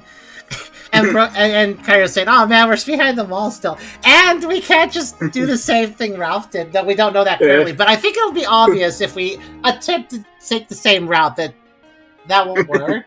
Probably not for us. So far, we did the Gryffindor route, just straight through, and we did the Hufflepuff route, knocking. What's that? That leads us to Slytherin route. What's the Slytherin route? Shadow Snake. Okay, yeah. I mean, wait, that makes sense. Yeah. I was wondering. I'm sorry, I'm not really familiar with Harry Potter. The meme goes, the four houses getting past a door. Gryffindor, break it down. Ravenclaw, find the key. Slytherin, pick the lock. Hufflepuff, knock on the door. Okay, I see. So that's how the different schools handle things. Yeah, you can shadow sneak. There's a number of ways you can get across the wall. Also, y'all have not done the Gryffindor route. The Gryffindor route is walking straight through like you own the damn place, which you didn't do. Also, pull that off. Full disclosure, the gate guard would not have sounded any sort of alarm. It was just a Grovile gate guard reading a book. This was more interesting. They would have introduced you to the. They would have introduced you to the town. Wait, there is comment. Ralph versus Fight Polygon Team. I get the reference. Smash Brothers 1. Oh no! But also so true. It really is similar. You're right. That's a good comment. Oh my goodness! What an intriguing way to end. Car, your storytelling. Honestly, there's so much to unpack with what Ralph ran into, though. What we could extrapolate for that, obviously, is first off, Shinx evolved. They're technically okay. They seem to be wearing some sort of suppression collar, and also Shinx has fallen, unfortunately, for the sound of it too. I had an indirect way of asking them. Probably fallen. Yeah, I had an indirect way of asking them to be like, I hear you're making mischief. Not part of a team doing it, are you? Yeah, no sign of Lytton. I was gonna say though, Lytton is still unaccounted for. Then, For those who remember, Lytton has also evolved. We know this. I don't remember this. Did they? There was a glimpse. Ooh, it was a glimpse, of course. Yep. I wrote a glimpse ages ago of the Team Mischief in this city. Ages ago. Oh, that's probably I don't remember it, probably. Or at least not clearly. But Lytton is evolved. Shinx right? is more recently evolved. Oh yeah, it's Torcat. I couldn't remember the name. Otherwise, it might well have been Torcat. But no, it's Luxio. So, yeah, you've got Electro Sister going. Oh no. Well, I mean, I'm glad to know of what happened to Shinx/Luxio. But yeah, Torcat. So interesting. So a couple of them evolved, and yeah, I'm gonna have to look back at the glimpses. By the way, a little plug: the Pokerole Discord server has glimpses, which basically is additional plot. And yeah, how long ago did you write that? Actually, let's see. Over a year. And that's not even a New Year's joke. Yeah, you mean like literally over a year, like an actual time. You plan ahead so much. It's so cool. Yeah, I guess we'll have to read back the glints. Oh yeah, I think I found it. I'll read that back later. I recommend you guys do it too. But yeah, let me save the table. Anything you guys want to do before I close out? Are we getting experience? Yeah, experience. Yeah. Is there experience in this one? You all will be getting 2 experience. You can get more next time. On Dragon Balls. Oh boy. Also, thanks to Vari, there is now a mage-type enemy that I have to stat out, so you can thank Vari for adding more diversity to this already terrifying cast of foes. Great. Okay, how much experience did you say? I was saving the table. 2 experience. 2 experience. Okay. Yeah, so let's see here. Woo, that was, I had something to say and then I forgot it. Oh well. This is a fun session though. I am eager to see how long will be split up next session. That'll be interesting to see. We should be back on schedule for every 2 weeks at this point. Does anybody have anything else going on? Any other events that would interrupt that, or should we be back on track? I should be good. I think I should be fine. Yep. Next break I will have is in February, because when Esther visited, we were going to do dental work, but then the dentist cancels on us because they had something go on. So we're going to do it in February. So there's going to be an interruption then there somewhere, but I don't know if that'll actually interrupt Pokerole. I'll try not to let it do that, so, but we'll see. Oh, just because I said Delphox? Well, I mean, Delphox is a pretty cool... That probably is why you probably gave inspiration. Yes. I saw your thing after everything else, and I had already decided, I was like, no, I have to. Yes, I must use the Delphox. And so I did. Plot thickens. Well, I hope everybody enjoyed the session. Thank you very much, of course, Car and players for participating and doing a great job today. This is, I'm glad that we use this map, because the city map, because it is interesting to get an idea of just how much territory this actually covers, this place. So, thank you for putting that together, too. What's wrong with Volcarona? We would die? I mean, it's fair reason. Volcarona is a pseudo-legendary. There is one area on the Plains continent they could fight Volcarona feasibly, and they're not there. When I said earlier that it was a pseudo-legendary, and Bear was like, "Nah, it isn't." Basically, I don't know. I guess that's up for debate. I suppose that statement. Technically not stat-wise. I don't know what there's I think it's there needs to be a total stat amount for something to be considered a pseudo-legendary, but I think that is very much one of those up to individual opinion sort of things to some degree. I'm guessing Smogon gets to pick what that means or whatever. Knowing Smogon. But, yeah, that was a nice session. I'm going to share a little bit of outro art here before I end the YouTube video properly, because I did want to share a bit more art, because there was basically some other art I could have shared at the start, but there's so much of it that I wanted to save it for the end. Plus, it was kind of off topic to everything else. Let me go pull it up. Here.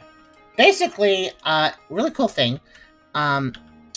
So Reese, who always gets the nicest commissions, they commissioned Gandare, an artist they like, to draw, I think it's a total of 1, 2, 3, 4, 5, 6, 7, 8, 9, 10 images, which I hopefully I can spawn enough of these to show them, because the edge of the table is being a little weird. They're a sequence technically, so let's see if I can. Okay, I can only fit 5 here. I'll make them smaller. But it's fine. I can always zoom in on them. So I need to make room for 10 slots. This is why I decided to do this at the end. I need to take a second to share it. 3, 4, 5, 6, 7, 8, 9, 10. There we go. So, basically, Reese, I don't even know how much time or money this costs. Reese, I very much appreciate Reese for going to the trouble of commissioning all this. But basically just a series of here's our journey so far kind of images. So, thank you for helping me organize that, Hydra. I'll spawn them in and you can help push them around.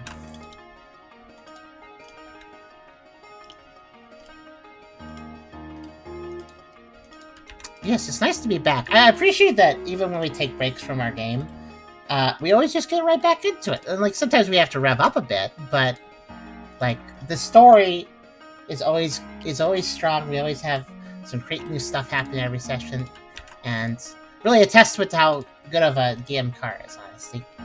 And I saw the statement earlier too about how a lot of DMing is just improv, and I agree with that statement.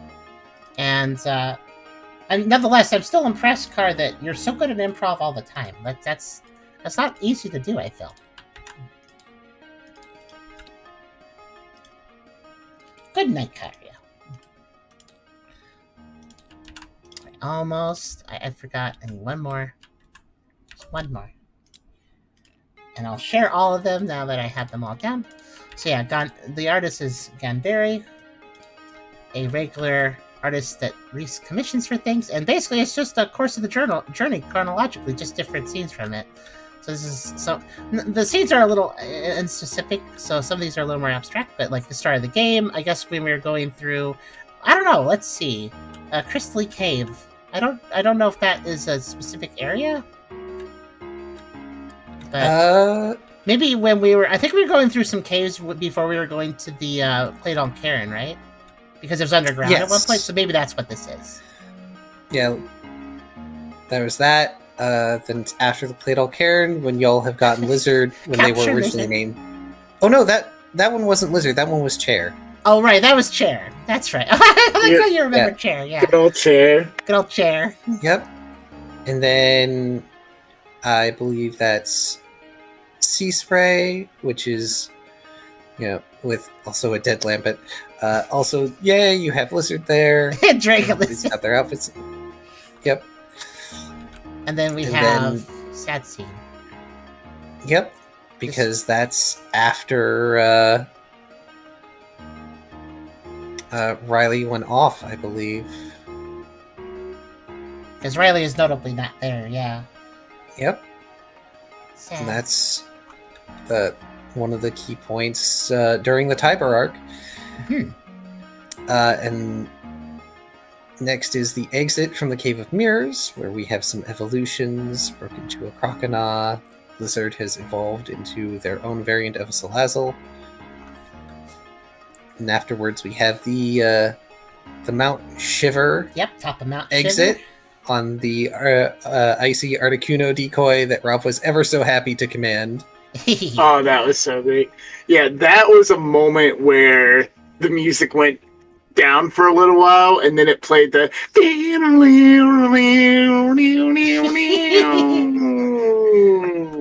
That's great. I love when people remember specific little, like, swells, music swells and stuff. It really shows that the music adds into the game, which I appreciate. And then we had, of course, Aeronatus getting a little upset at us because we were kind of messing around in his prison.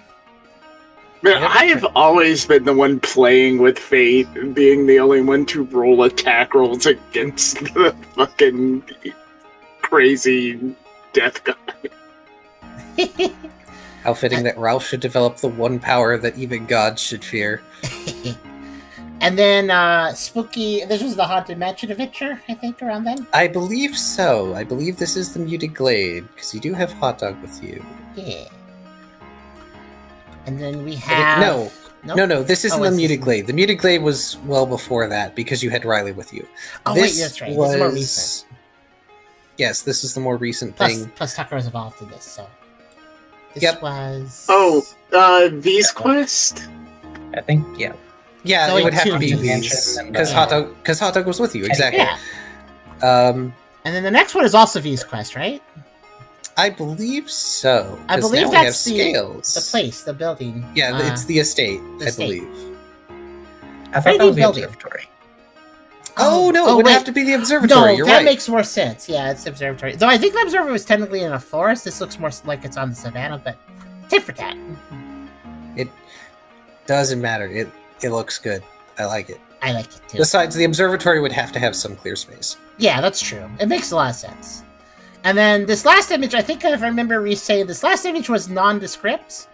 It kind of does indicate, it does kind of seem like maybe resting at the Oasis, I think. But I think Reese specifically said this was just sort of and the last image, because the adventure's still ongoing, so everybody's just taking a break before further journeying, basically. Which would explain why Puppy is there, because I don't think Puppy was at the Oasis, obviously. So just a nice little group picture. And really cool, honestly, Reese. Really cool to get this. I'll probably add them to like the actual credits of our game when we're all said and done, because it really is a good sequence.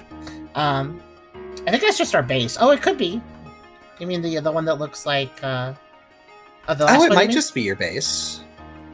Yeah. Reese in chat did say yes, it is our base. Oh, which one? Oh, okay. This one is this your one. base then. Oh, he spent extra money on the gold There you roof. go. Random Oh, yeah. towers. Oh, of course, it's your base. Oh, Like, yeah, the yeah. Yeah, it's showing one of the side things from the base. Because we Yes, got the absolutely. things. Yeah. Oh yeah, I did. Yeah. Plus, it matches the shape of the. Yeah, because it's a rounded base. So yeah, that makes complete sense. Oh yeah. Of course. I had some people commenting that they absolutely love the expression of Tucker on that one image. Just a chill sit. Chill sit. I like Brooke's expression. I like the grin. Honestly, Gandari is very good at expressions.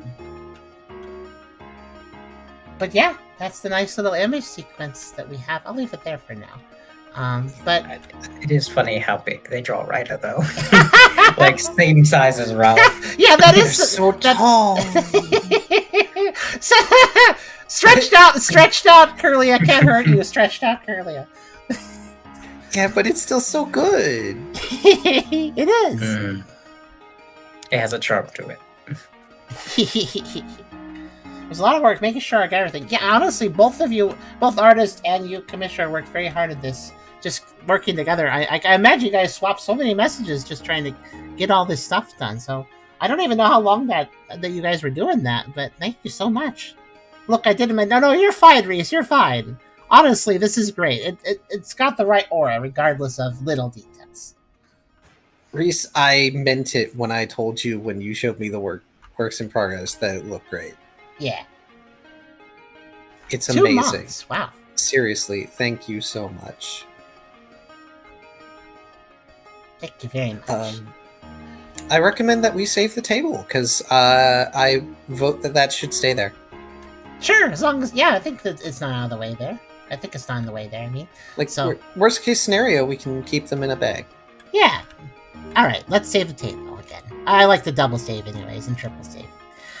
But, with that being said, and if there's any closing thoughts, otherwise I will do my video outro now. Thank you, everybody, for watching Pokerole. Thanks for sticking around. Thanks for being interested as we go through 2026. What do you think, Card? Do you think we'll reach the end of the game in this year? We might. We'll have to see how long things take. I know that we are in the final stretch. Once this arc is done, I don't know how long this arc is going to take. But